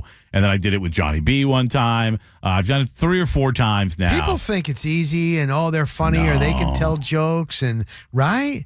I think I'm funny, but stand-up's not easy. And I think I did okay. Okay. For a guy who hadn't There done you it. go. I could never tell anybody the jokes on the air. I mean, I was pretty filthy. Without question. Is this on YouTube or anything? No. I'll give you the gist of it. All right. I basically did a whole bit about how humans are the weirdest animals. And I mentioned, as we went through, the dogs will sometimes eat their own feces. And then after that, I said, well, and I described some things that human beings do. Did you write this stuff? And thank you. And I'll never forget. So the first comedy show I did was at this woman, this man's. It was a memorial fund for a fallen soldier, and they did this comedy show that raised money for his memorial fund. And I you was did told, it dirty like this? I was told do whatever you okay. It's gonna be. Yeah, go for it, right? Basically. You got be as bizzles. filthy as you want to be is what I was told. So I tell this filthy joke. I mean, disgusting joke about things that human beings do that they should not do. And as I finish the joke, I look down and there's his probably 75, 80-year-old grandmother. Oh. In horror. Her mouth is on the floor. I've just opened her mind up to a whole new world that she knew nothing about. And by the way, was probably going to pass away never knowing anything about. I was shocked. I was horrified. I didn't know what to do. It was tough. I felt really, really bad. You got courage, man. You're not afraid to try stuff. Things I like. I got to bring this up for the audience. I'm not. I will try a lot of things. You are. Just not dangerous stuff. I'm not jumping out of planes. No, I get that. I'm not fit. I'm not doing any of that. Don't ask me to run a marathon. Although I did a 13K once. What a mistake that was. Yeah. In Massachusetts mistake. or No, here. Disney World, actually, with the wife. Yeah. Wasn't smart. 8.2 miles, dude. The next day I had to work and I sat the whole day. I was like, I'm not standing up. Funny story. It takes 30 seconds. Whitney Johnson used to work here. We were at his place in St. Pete. This is back in the day. We were partying. He's like, I got to do a 5K. It's for the radio station tomorrow. You're going to run tomorrow with your heart and everything, the way we're partying? Okay. He got up. Somehow he made the call. He gets there and he starts, and it's going over the bridge, and he starts sweating. Bob Passwater's with a Hooters van, and Hooters girls drives by. They said, Whitney, do you want to ride? Hell yes. He gets in the air-conditioned van. He's driving by with Hooters girls, gets to the finish line, jumps out, meets everybody, and he had a great day. You want a beer? I want a beer. Good thing, because his heart would not have been able to take it partying like that. How's that for running a 5K? That's unbelievable. That sounds like a way I would do it as well. Last thing for things I like for those of you who are into Dexter. You ever see the show Dexter? No. I know what it is, but I haven't. I haven't. I was a huge fan of Dexter on Showtime, and it was about a for those of you who don't know, it's about a serial killer who happens to also be a blood splatter expert for the Miami Police Department. And it goes on, he always kills bad people, right? He always kills people that you could say maybe deserve it, if you will. And this show was just amazing for years. It ended a couple years ago. They was gone for a while, then they brought it back for one more season. Well, they've just started a spinoff called Dexter Original Sin. And it's him when he was just getting into the police force. Him probably 15, 20 years younger than he is on the show. And the original guy who plays Dexter in Dexter does the voiceover of the kid who's playing him, his thoughts, right? So his thoughts in his head is the original character's voice. And so for anybody who watched Dexter, it's all the same characters, but they've all been recast with younger people to play these people. But it was a prequel basically. And they've done such an amazing job casting the show that if you love the original Dexter and you've not watched Dexter Original Sin, you have to. It is so good. I think there's only 3 or 4 episodes. We've watched them all this weekend or whatever over the last handful of days off and all this stuff. I can't wait for the next one. Like, it is, if you love Dexter, and if you don't, if you're into you have to be into murder mystery, that kind of. I watch a lot of True TV. If I'm not watching sports, not I true. like that. What's the new one? ID Channel. Yeah. I watch a lot of that. I used to watch that. Signs of a Psychopath. I pointed out to Aaron how one of our former coworkers was a psychopath based on just certain traits that I've noticed after watching that show. There's no doubt about it. But I'm telling you, Dexter is if you're into that stuff at all, Dexter's a great show. Right. And then the new spinoff, for those of you who are Dexter fans, check out Original Sin. It is absolutely fantastic. Speaking of fantastic, the Buccaneers were fantastic yesterday. We'll get into their big win on this Victory Monday. And Daryl, we see you there. We'll take your thoughts on the Commanders as well, because we're all Commanders fans this morning here in Tampa Bay. Thank you, Jay. That's all coming. Yes, thank you. That's all coming up on the Pat and Aaron Show with Rock Riley in for Aaron Jacobson on 95.3 WDAE.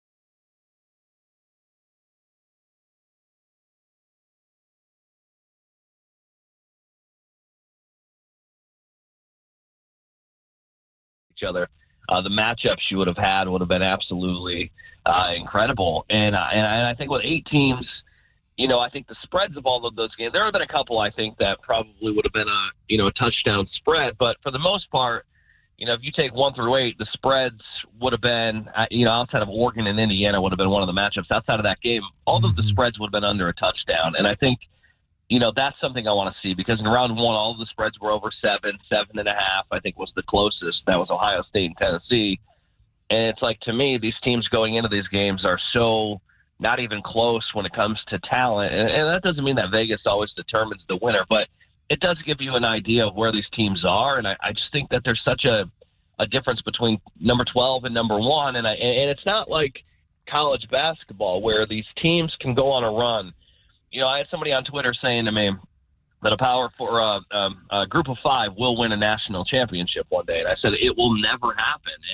And the reason it happens in college basketball is because usually these smaller schools have guys that have been there for 4 and 5 years. They're 22-year-old, 23-year-old men. And when they take on a blue blood, they're playing, 4, 5, 18, and 19-year-old kids. And that's where these smaller schools are able to make these runs these days. Well, in college football, it's just not like that. And you're never going to see a team outside of the Power 4 win a national championship. So, Nick, what's the point of really letting them in? Couldn't you accomplish, well, I think the upsets in the first round, potential upsets could be fun, but couldn't you accomplish better first-round games by just reseeding when you get into the playoffs and not give teams like Arizona State and Boise State first-round buys? Yeah, I think that's the absolute first step. Is Arizona State, Boise State probably shouldn't have a first-round bye. So I would get rid of that. I think would be a great change, and I would just go with the initial rankings. Doesn't really matter what conference they're in. Like I keep thinking, everyone's been talking about Ole Miss and Alabama and South Carolina. I think the team that's getting forgotten, and I know they lost the other night, and we can get into that because that was controversial, but I would have liked to see Miami play Penn State over SMU, or I would have rather have seen Miami play Clemson over, or I would have rather have seen Miami play Texas over Clemson. So Clemson just didn't belong, but they were the conference champion and they got in. But Miami's a team I think would have made those games a lot more fun. Obviously, their defense holds them back, but they would have been shootouts. And I think Miami and Texas would have been an incredible back-and-forth game. Nick, for these games coming up, you got Penn State, Boise, Texas, Arizona State, Ohio State, Oregon, Notre Dame at Georgia. Any one of those matchups, is there one that you could see that you might see that might be a surprise at all, Nick? Well, I think when you look at all of those games, you look at the 4 games, only 2 of them could end up with a surprise, right? Arizona State beating Texas would be a surprise. Mm-hmm. I think for that to happen, Scadaboo's going to have to put the entire team on his shoulders. I don't know if a team like Arizona State can match up against Texas. Mm-hmm. But Boise State, how will their O-line match up against the Penn State D-line? I mean, look, they played Oregon earlier in the year, and their O-line held up well. And Oregon's D-line and Penn State's D-line very comparable. I think Boise State is the team that could do it. Now, I'm basing that off of James Franklin never being able to win the big game, but he just had SMU in his building in a playoff game, and they won big. So maybe he's finally got over that hump, but I don't think the sample size is big enough. So if Boise State were to pull off that upset, I don't think anybody would be surprised. They have the best player on the field that day. Oregon didn't lose all season. They also had a 32-31 victory over Ohio State. They've also got the luck of the Duck. Bucky Irving said it last night that the Duck was a sign that they're clearly going to win the national championship. What am I missing? Why is Ohio State favored in this game by 2.5 points? I look at this series a lot like last year's Oregon and Washington. If you remember, they played each other in the regular season, and Washington won. Mm-hmm. And then they got to the Pac-12 championship, and Oregon was a huge favorite in that game, even though they lost to Washington the first time. And I kind of compare those series kind of like the same. It's like it's Oregon again, but this time it's not Washington, it's Ohio State, and now they're the team that's consistently favored. So or the underdog. I think that game can go either way. I really do. I mean, look, Ohio State is a really, really good football team, and they showed it against Tennessee. I think that a lot of people took the Michigan game and kind of just forgot that Ohio State had this talent. And really, when it came down to that Michigan game, I just think they didn't play their game. They threw the ball as many times as they did against Tennessee, but they didn't call the game the same. They tried to run up the middle too many times on Michigan, right into the heart of their defense. You had 2 first-round tackles on the Michigan defense, and Ohio State's game plan just wasn't good. And I think they've made corrections, and I think Ohio State's a really dangerous team in this college football playoff. And wouldn't be shocked one bit if they beat Oregon. And it's really hard to beat a team twice, and for Oregon to beat Ohio State twice in 1 year, I mean that'd be a hell of an accomplishment. So I agree with Ohio State being the favorite. It makes sense to me. Just tell me you're not rooting for them again, Nick. When you look at rosters top to bottom, Ohio State has the best roster probably in the college football playoff. And no, I'm not. I hope that they lose to Oregon. I'm out on them. I gotta ask him a Michigan question, and for the ReliQuest Bowl and all that, and he went to these practices and it was great. I love the coverage. But real quickly, Georgia Notre Dame. This intrigues me. Is this the year? Does Notre Dame get it done? Georgia's been there. They're coaching. They got studs, but they have the backup quarterback. How do you see that one, Nick? They actually performed better with the backup quarterback in the SEC championship game, and Carson Beck didn't really have that great of a year. So you got to remember the kid that they have coming up is Gunnar Stockton. Mm-hmm. He's also a 5-star quarterback, right? Mm-hmm. So I think he's plenty capable. This Georgia team doesn't have as much depth as they did when they won the 2 national championships.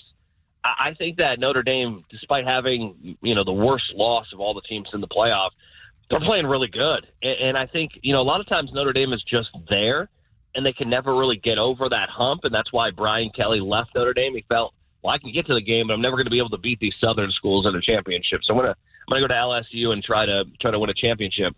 I think Notre Dame's actually for real this time. I think that they can compete with Georgia in this game. I do think they can win it, and I do think that this Notre Dame team can win a national championship. I think this is the best team that they've had in a long time.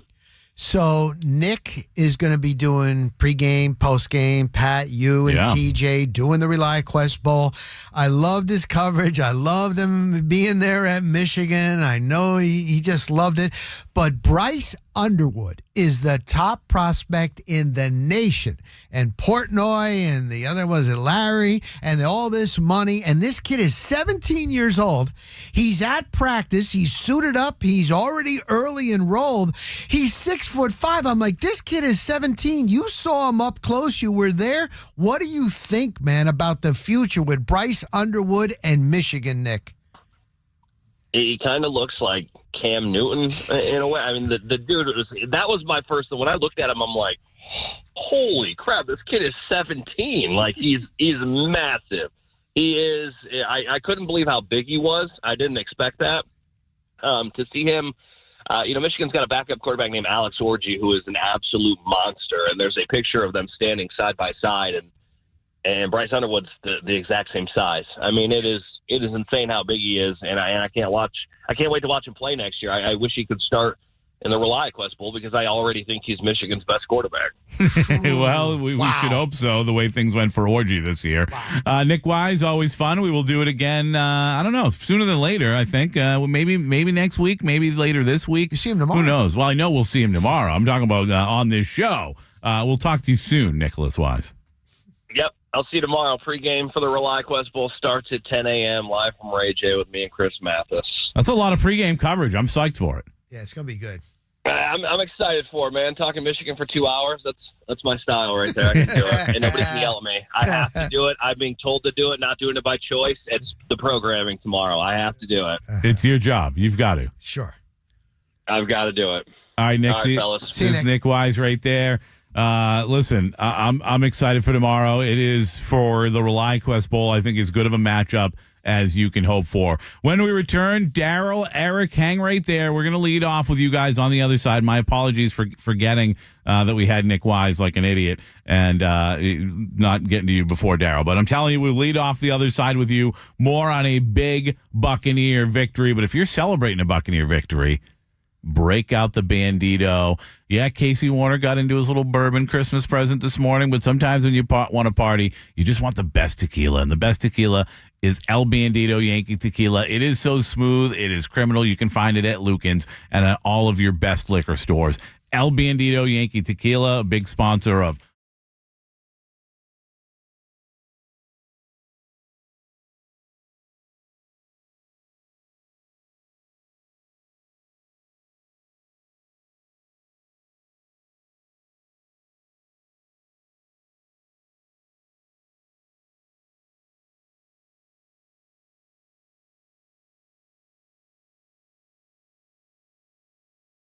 to 275. Once you get past there, though,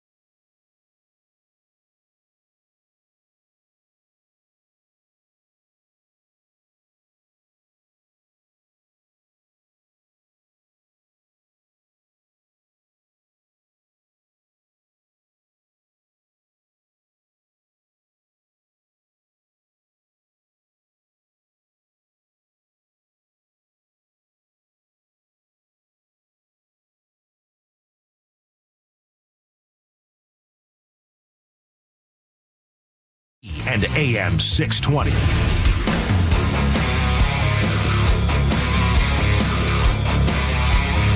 Victory Monday on the Pat and Aaron Show, 95.3 WDAE and AM 620. Rock Riley in studio for Aaron Jacobson. He'll be with me tomorrow morning as well. Thank God. Tomorrow would be a very difficult show to do on my own because I've got the Rely Quest Bowl coming up afterwards. It's going to be a fun show. We're going to talk about some of our favorite stories from the entire year. Oh, we got It stories. has been a great year in sports. It's been a great year in general. A rough year in some ways as well. And certainly for some people, I've heard that they can't wait to get 2024 over A with. few hurricanes came by. Yeah, that was certainly a lot for a lot of people, and I feel for everybody who went through that. But what we're going through right now is the Buccaneers on the verge of winning a fourth consecutive NFC South title. Said we would get to the phones after the break. 888-546-4620 if you want to jump aboard.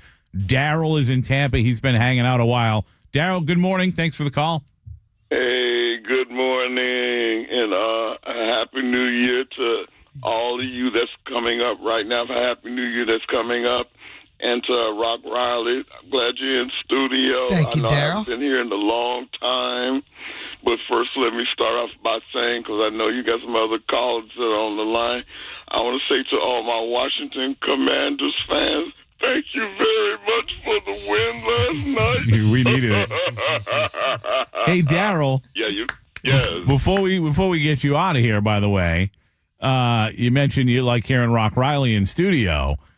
I wanted to get to this during things I like, and it kind of slipped my mind, and we ran out of time. But do you know the Rock Riley Show returns every Saturday on 95.3 WDAE starting this weekend as well? Not only the Rock Riley Show, we've also got a brand new show called Chris and Casey with Chris Mathis and Casey Warner debuting on Saturday. Awesome. Well, as the Buccaneer announcer would say, good golly, Miss Molly, no, how can I take it? Yeah, nice, Daryl. Nice, Daryl. Nice. Yeah. Let me say this also to Atlanta Falcons fan who talking all this trash to me that you are up and coming and you're going to take it this year. Oh, you get to die the death of a vampire. Just like we hope Who That Nation is going to be coming down here next Saturday. I mean, next Sunday, whenever we play. It is Sunday at 1 o'clock. But listen, I'm glad. Hopefully we got us a new football coach, Todd, Mike Ditka Bowles. They need the defensive backs need to get their blank out of their blank, and I want you to have to use the dump button. Yes. Oh, you can say it. You can say it, Daryl. Into the playoffs. Daryl said they had to get their heads out of their asses. You can say it. They need to get their heads out of their asses. Daryl, thank you for the phone call. I love Daryl's energy on a Victory Monday. Thanks, it is a good morning to be a Buccaneer fan, man. I told you I fell asleep. For those who weren't listening earlier, I dozed off last night during Sunday Night Football, and I woke up and it was 17-7. And I said F loud enough that I woke my wife up. I thought, oh, man, this is not going our way. And then the way that Washington came back, the back and forth at the end of that game, it ending up going to overtime. I had so much trouble falling asleep after that game and knew when I had to wake up at 4 a.m., but I was, like every other Buccaneer fan, thrilled to know they're in a position to win this division with a win on Sunday against the New Orleans Saints team that cannot wait to go home. Eric in Tampa, good morning. Good morning. What's happening? It's a Buccaneer Monday. That's what's happening. You know it. You know it. Hey, listen. I just want to say, as always, thank the Atlanta Falcons for being the Atlanta Falcons. Right? Yeah. And just, I'm big on, I don't want to just be a playoff team.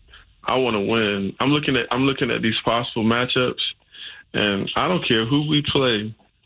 We just got to get better at making plays defensively. I'm going to just say, I go to every home game. I watch every game intently.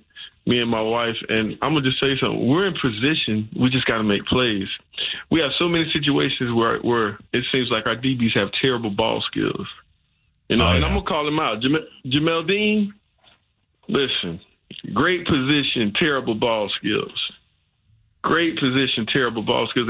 And we just got to make better plays. People try to blame the coaches, but I'm just going to tell you something. The coaches can only put you in a scheme. You have to make a play. Eric, it's a good point. It's the reason why we mentioned earlier, Todd Bowles said he was going to drug test Jamel Dean when he made an interception in practice earlier and during training camp. Yeah, and it's just big because, I think big picture, already I know if we're not thinking DB first round next year, well, this year something's wrong. I don't know, Darryl. I'm sorry, Eric. I'm not with you on that one. I think it's outside linebacker. Like, to me, they need pass rushers badly, and Jamel Dean and especially Zion McCollum on the other side, who's been fantastic this year, will look a lot better if they get any kind of pressure off the edge ever. Oh, of course not. I know for a fact, anytime you got a pass rush, guess what? Your secondary looks better. Yeah. But I'm going to tell you something. Hey, we tricked Detroit with Carlton Davis. You never know. We might can trick somebody with Jamel Dean. I don't know. Well, if that's the case, it'll certainly be a bigger hole. Go ahead. Yeah. Bottom line is, guess what? Go Bucks. Let's keep it going. And listen, I want to keep depositing money into my account and getting tickets. And I don't care if it's the Lions or Minnesota. Hey, listen, let's bring them to Tampa. But most importantly, guess what? Don't get us confused. The Saints are going to want to knock us off. Oh, yeah. So the lack of effort they may have had this week against the Raiders, I don't feel like it's going to be the same against us because guess what? Hey, guess what? We love to ruin each other's days. I hate Saints fans.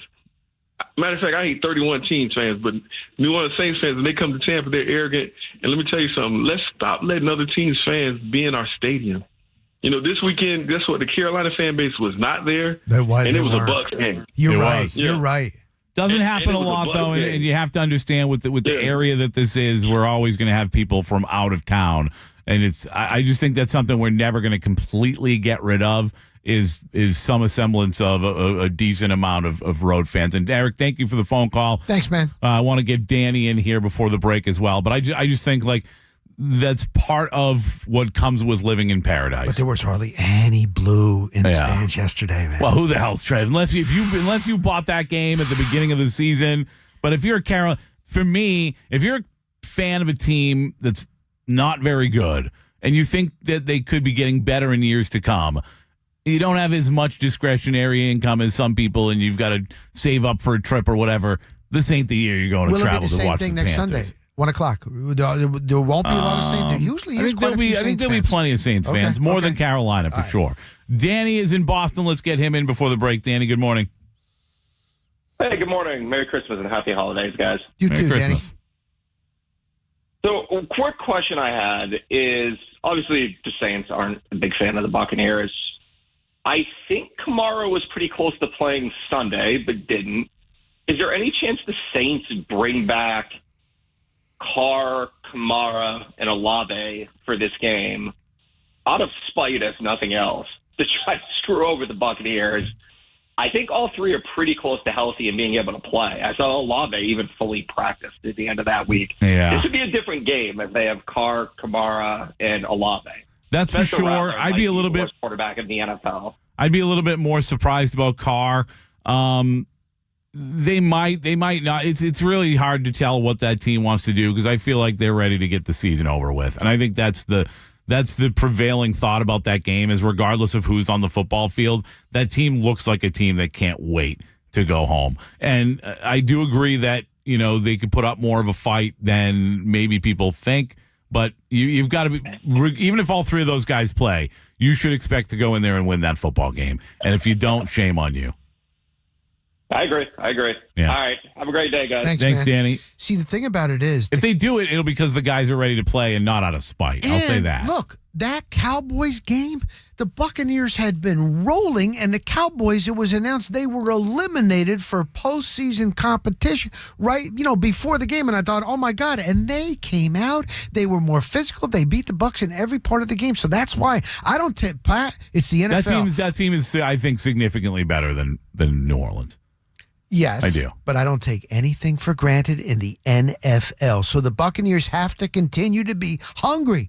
They do. That's and for Mike sure. Evans said, we got to be more physical. We know we're more talented. So they got to bring that again Sunday, 1 o'clock. Well, here's what we'll say. We're going to talk about it actually on the other side. When we return, we're going to tell you, even if we can assume a Buccaneers victory on Sunday, we're going to tell you why it matters what that win looks like. That's coming up on the Pat and Aaron Show with Rock Riley in for Aaron Jacobson on 95.3 WD.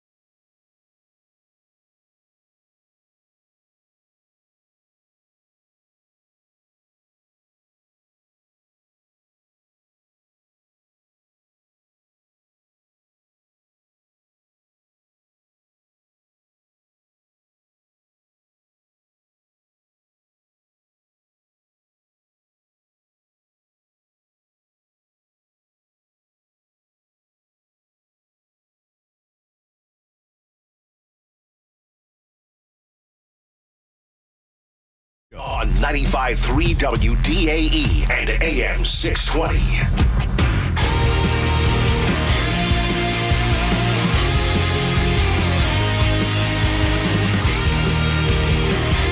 Aaron, 95.3 WDAE and AM 620. Rock Riley in studio with me today for Aaron Jacobson. It's fun because Rock and I have had very similar paths in radio. We've both worked at this little joint down the street before we got here. Actually, you forgot about that it. was after you were here. Yeah, it was before I got here. Yeah. And we both worked I for was the on the way same down. I was on the way down. the same people. Chemo Gray wasn't still there when you started, I knew right? of him, but no. Of him, no. Chemo was the reason I stayed sane there. Chemo taught me a lot about radio. He was the first guy that taught me, like, don't apologize for stupid stuff you do on the radio. Like, if you have to apologize, like I had a friend who once did a rant about how much they were tired of ribbons supporting different causes, and they may have had to apologize for that rant. Oh, boy. But unless you do something like that, where you are forced to apologize, and I remember Joe Gervin. Of course. That's right. He worked with you. Worked of course, with him. yeah. Bay News So 9. Joe Gervin was on the show. He did the show called On Deck. It was nothing but Rays baseball, right? Okay. Once a week. When I first started, for a while, people thought I was a baseball guy first because of the show On Deck that I did. They thought I was a baseball guy, and I was like, no, it's just like I knew if I did a Buck show, I'd be the 1,000th guy in the market. And at the time, doing a Rays show, it's like nobody doing it, you know. So I was like just trying to carve out a niche. But I had Joe on one time. Mm-hmm. And Mike Tyree, who was my co-host / producer over there, he asked a really good question. And Joe was giving him a great answer. And I was so into Joe's answer, I forgot, just started out in radio. I forgot that I had to ask the next question, right? Like, I didn't forget, but like I was so into Joe's answer. I was so into what he was saying that I completely like wasn't ready. So it was dead air? When he stopped talking. And I was like, and I like totally started stretching, and I was like, Joe, you know what I think is funny? You know what I just really can't wrap my head around? And I'm like trying to find the question, man. And finally I was just like, all right, I forgot what I was going to ask you. I was like, I'm such an idiot. I'm so sorry. That's so funny. And he cracked up laughing. There you go. You got to be honest, and man. like, Honesty's the way to go. It was a fairly funny moment, but me just getting into radio and wanting to be great, like I was so disappointed in myself. And like I thought it was such a big deal. Like, how did I as a radio host not know that it was my turn to ask a question and like be ready for that? And like we went to break and I flipped out. What bush league? Blah, blah, swearing, like throwing stuff around. Like I was pissed. I was so mad at myself because I was like, I thought it was just the worst thing ever that I did. And so we came back on the air and I did this whole apology about how unprepared I was and how wrong it was and I need to be better. And I can't believe I just did that. And like just a heartfelt apology to the listeners. And as soon as the show was over, Chemo, he grabbed me and he's like, what was that? And I'm like, wow, I forgot what I was going to say on the radio like an idiot. And he's like, first of all, doesn't matter. It was kind of funny, honestly, in the moment. And he's like, but secondly, like most of the people you just apologized to didn't hear any of that.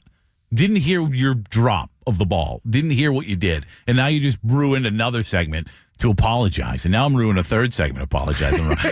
but so like he taught me a lot of those lessons where like it does not matter. Start out, you don't know. You don't know. Everybody's got to start out somewhere. So mention now look at you, Pat. No. I still sloppy as hell. I don't know what the hell's going on. One of these days I'm going to figure it out. But so not sloppy as hell, the Buccaneers last night as they came and won just a dominant performance against Carolina, 48-14. Now, we've seen the Buccaneers with these kind of victories recently a few times.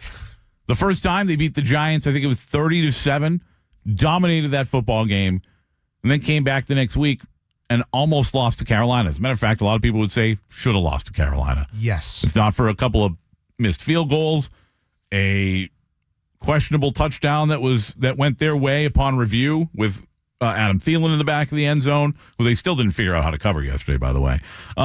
But like they dropped the ball after dominating the Giants in such amazing fashion. We all walked out of that game and went, oh, the Bucs are turning a corner here. And then they almost lost to Carolina. And then they go out against the Los Angeles Chargers team that's pretty good and had, by the way, the best scoring defense in the NFL and drop a 40 burger on them. Look how good and they looked win, yesterday. Yeah. They win 40 They're to in. 17, and then the following week they lose to the Dallas Cowboys. Laid an They egg. drop the Dominated. ball. So for me, Rock, what they look like on Sunday, obviously not as important as the victory. The victory means you go to the playoffs, you win the division. That is far and away more important. But I think it's also very important what they look like on Sunday. I don't want to see for the third straight time a victory where you dominate a football team and then you come back the next week and you play lackluster football.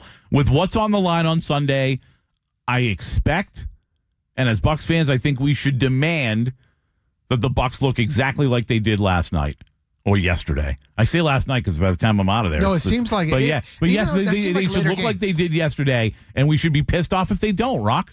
Mike Evans yesterday, what was the difference? He was asked at his locker, what was the difference about this game? And he said, we reset. He goes, you know what? When you lose, it forces you to reset. You get angry. You get pissed off. That's how we practiced. I need you to wake up pissed off like Trey Palmer. Yes, and they did. Now here they are. They look so good. But we're this late in the season. You got Shaq Barrett. That gives you juice like in the locker room, being around the team. Now you got a chance, man, to host a playoff game. Look at the situation that you're in. So they got to keep that hunger. I hope they do. What I did like is, you know how the Buccaneers put out the video of Todd Bowles? They put out the NFL does a good job with that in the locker room after games, who gets a game ball. It wasn't all crazy hooting and hollering yesterday. It was like, and then Levante David came up to get into the scrum, keep grinding. That was a good win, but let's do this again next Sunday. I actually like that. Yeah. I would rather you not be crazy because they just took it to Carolina. Oh, my God. The biggest thing to me offensively was, and Baker Mayfield mentioned that, and when you're up high like that, where we're sitting and you can see, the wide receivers were so open. And Baker said they were running good routes. And it was some of the younger guys besides of Mike Evans. So they need that. And then Bucky Irving. Oh, my God, man. Did we think he was going to be this good? He is. And not a single people tell me they thought Bucky was going to be pretty good. I was optimistic that he could be pretty good looking at some of the stuff I saw from him in college. You know, as soon as the Buccaneers draft a guy, I go back and watch as much stuff as I can find on that guy. And I loved a lot of what I found about Bucky Irving. We had a guy who texted in here. I will give him the credit. I don't know who the hell it was. Okay. But somebody on the text line said, Bucky Irving is the reason why Bo Nix was a Heisman candidate. You watch. He's going to be great. And that guy nailed it. That's about it. Most people thought he could be pretty good. You know, like a lot of rookie backs, maybe he'll have an impact. To be the guy he is, he's one of the best running backs in football. Evan said he's elite. And Evan said he makes guys miss, and he's also hard to find. You got that double. He's a little guy. He out-jukes the first guy that hits him all the time. And, you know, that worked in college. You didn't know if it was going to work in the NFL, Exactly. and it did. And behind the scenes, what you guys don't see, he is one of the first guys in the building. And even like a Jalen McMillan said, I see what Bucky does, how he prepares the film work. He's in with 85-year-old Tom Moore at like 5 o'clock in the morning. So there's I asked him about that yesterday, actually. Did you? I asked Bucky about that after the game yesterday. I asked him, like, how much have you learned this year because he wants to be such a sponge. Trying to think of the best way to put this. Doesn't always give the best answers to questions. No, didn't he's give the not. best He answer to doesn't that really one. care But for clearly he's media, listening this and and he's, that, and he's but- paying attention No, and he's that's soaking good. it up. All right, we got to soak up one more segment. It's time for the blender coming up on the other side. And then don't forget, Rock Riley will be back here with me tomorrow morning. We'll celebrate the entire 2024 year on the final day of the 2024 year, leading up to the ReliQuest Bowl, which the coverage there starts at 10 o'clock with Chris Mathis and our own Nick Wise. But we'll wrap things up today. Not Chris Mathis or Nick Wise, but Casey Warner will catch us up on anything we may have missed during today's show. It is The Blender coming up next on the Pat and Aaron Show on 95.3 WDAE and AM 620. WDAE traffic update from the Safe Touch Security Traffic Center. This report is sponsored by KFC. Accident and delay free around the Tampa Bay area. Just some typical slowdowns like I-4 westbound from the Selma connector to 275. We're seeing no issues 275 northbound now into that 75 merge into Pasco County. No delays around Tampa International Airport. 275 northbound from Gandy Boulevard to Kennedy is about 9 minutes. Get traffic info around the clock by searching News Radio WFLA on iHeartRadio. I'm Pat Largo. 'Tis the season to fill your table and feed the whole family with KFC's Festive Feast. Get 6 original recipe tenders, 6 pieces of classic fried chicken, 2 sides, and 3 sauces for just $25.99. When we talk about the trades, it's always I need a plumber, an electrician, a good HVAC guy, singular, as if it's just one person fielding the call. Realistically, what you're getting are entire teams expertly coordinated to keep the lights on, not just at your home or business, but every home and business. And the same way you depend on them, they depend on Service Titan, the leading software for contractors, the operating system of the trades. Service Titan, empowering those who power the nation. Learn more at servicetitan.com/powerthenation. Hi, I'm Benny Jr. with Bartow Ford. The holidays have always been about quality time with friends and family. However, other dealerships, for some reason, think it's about gimmicks and games, trying to convince you, the customer, it's the only time to get a great deal on a new or pre-owned vehicle. At Bartow Ford, it's not that way. Any day of the week, month, or year, we give you the best deal and the best treatment. So on your next vehicle purchase, don't go the wrong way. Come to Bartow Ford, where we're different and we prove it.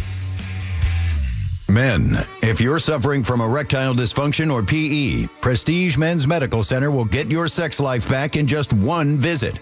Their painless, breakthrough medical treatments eliminate ED and PE. Here's a specialist in men's health. I'm Dr. Simovitz. Have Viagra or Cialis let you down? Prestige Men's Medical Center offers the most effective treatments that eliminate ED and PE, with men lasting longer than ever. 98% of patients see instant results on their first visit. Prestige Men's Medical Center's breakthrough treatments will restore your sex life regardless of age or medical history. Your consultation and first treatment are free. Plus, you'll see instant results in the office. Plus, qualified patients will have their testosterone checked free. Call 813-288-2202. 813-288-2202. To regain your sex life in just one visit, call now. 813-288-2202. Getting quality employees to fill positions in your company is essential, but finding those people can be a major hassle unless you use ZipRecruiter. ZipRecruiter makes finding quality people a breeze. ZipRecruiter's advanced technology identifies candidates with the right skills, sends you great matches, then you can easily invite them to apply. 4 out of 5 employers who post on ZipRecruiter get a quality candidate within the first day. See for yourself. Go to ZipRecruiter.com/free to try ZipRecruiter for free. That's ZipRecruiter.com/free. I'm John Morgan of Morgan & Morgan. For over 35 years, we've grown by offering our clients more offices, more lawyers, and recovering more than $20 billion. Injured? The choice is easy. Morgan & Morgan. Visit forthepeople.com for an office near you. Just in time for the new year, the new and improved free iHeartRadio app is finally here. It's everything you love about radio in the palm of your hand. The live radio dial, presets, scan, even lyrics. And iHeartRadio has your favorite artists, playlists, and podcasts too. Anytime, anywhere. Count down to 2025 with the new and improved free iHeartRadio app. Get it today. iHeartRadio. Experience the Anna Jar Levine difference. Call 1-800-747-FREE. T-Kraz here for my friends over at CMK Construction, where we've always believed that home is where the heart is. And this holiday season, after all the storms we've been through, it's the heart that brings us all together. From remodeling kitchens and bathrooms to refreshing spaces that matter most to you, we are committing to help you restore your home bigger and better and stronger than ever before. They've been doing this for 20 years, luxury products, quality install, and they've been recognized for it. Voted the #1 kitchen and bathroom remodeling company, according to readers of the Tampa Bay Times People's Choice Best of the Best Awards. Whether it's simply lending that helping hand or transforming your home, call on my guys over at CMK Construction, where for over 20 years, they take pride in the same neighborhoods we call home. So give them a call. Let's rise together, remodel together, and move forward together hand in hand. CMK Construction, proudly serving Tampa Bay and Sarasota communities. Call them, 813-321-4426, or online at cmkconstructioninc.com. Together, we'll make tomorrow brighter. Good morning, Goons. The Pat and Aaron Show on 95.3 WDAE and AM 620. The Blender.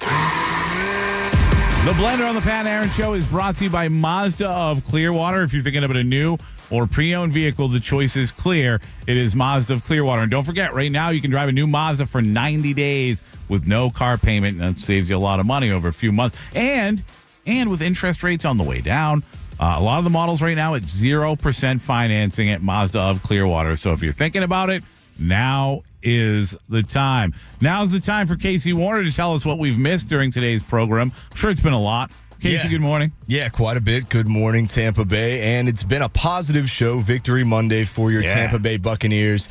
But we did not discuss the Tampa Bay Lightning loss last night to the Montreal Canadiens. The Lightning fall to 20-12-2 after a 5-2 loss at the hands of the Montreal Canadiens at home. You know why? You know why we didn't discuss it? Because I didn't watch it. Like every other football fan in America, I'm not going to watch hockey when. Like, obviously, I had to work yesterday, so it's part of it. But I'm not watching hockey when football's on. Stop NHL. Stop putting your product on NFL Sundays. We're not going to pay attention to it.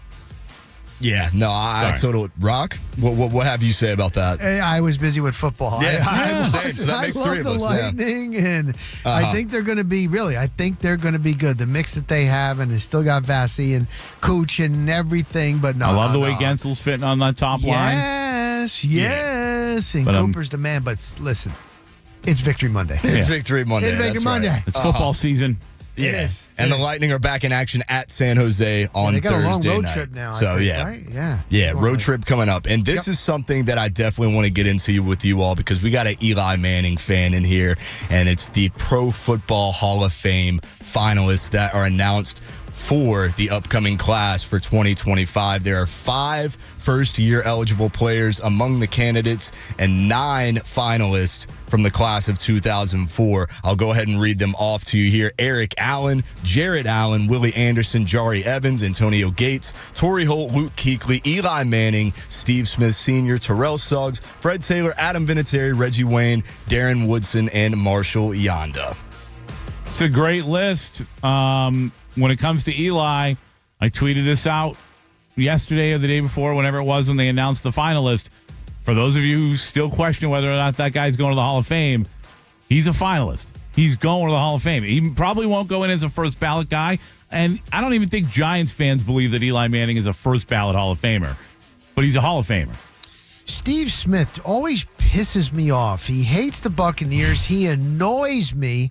But he was a hell of a receiver. Is he a Hall of Famer? I think he's borderline. He is. I think he's right there. I think he probably is a Hall of Famer. What did John Gruden call him? A rolling ball of butcher knives? It's kind of his personality a little bit, and too. He's undersized, too. He's only 5'9". No, he is a little heck guy. of a career. But he just always pisses me off, man. He hates the Bucs. See, I think the toughest thing about this class this year is you have 3 wide receivers that I think, in my opinion, are all deserving. You have Torrey Holt, Steve Smith, and Reggie Wayne. I mean, you got to probably pick one out of those 3 to go in this year. I mean, who do you all pick out of those 3? Torrey Holt was amazing, man. I mean, Reggie Wayne's probably my favorite of the group. You like Reggie Wayne? Yeah. Okay. Wayne had the longevity over Torrey Holt, but I mean, come on, we know who I'm picking out of those 3. We do. Greatest show on turf. Right. I mean, one that I think is a shoo-in, in my opinion, is Antonio Gates. I think he's got to be in this year. He has over 100 receiving touchdowns. Did you all realize that? No. Yeah, no, he was fantastic. He was a great tight end, and a guy that nobody saw coming because he came out of college basketball and just turned into a great NFL tight end. And I'd love to see him go in. I'd love to see him go in. It's going to be a fun class. There are no set number of modern candidates that will make it. It could be 5. 5 is usually what they pick, and that will be decided on Super Bowl week, and that is what we got on the Blender today.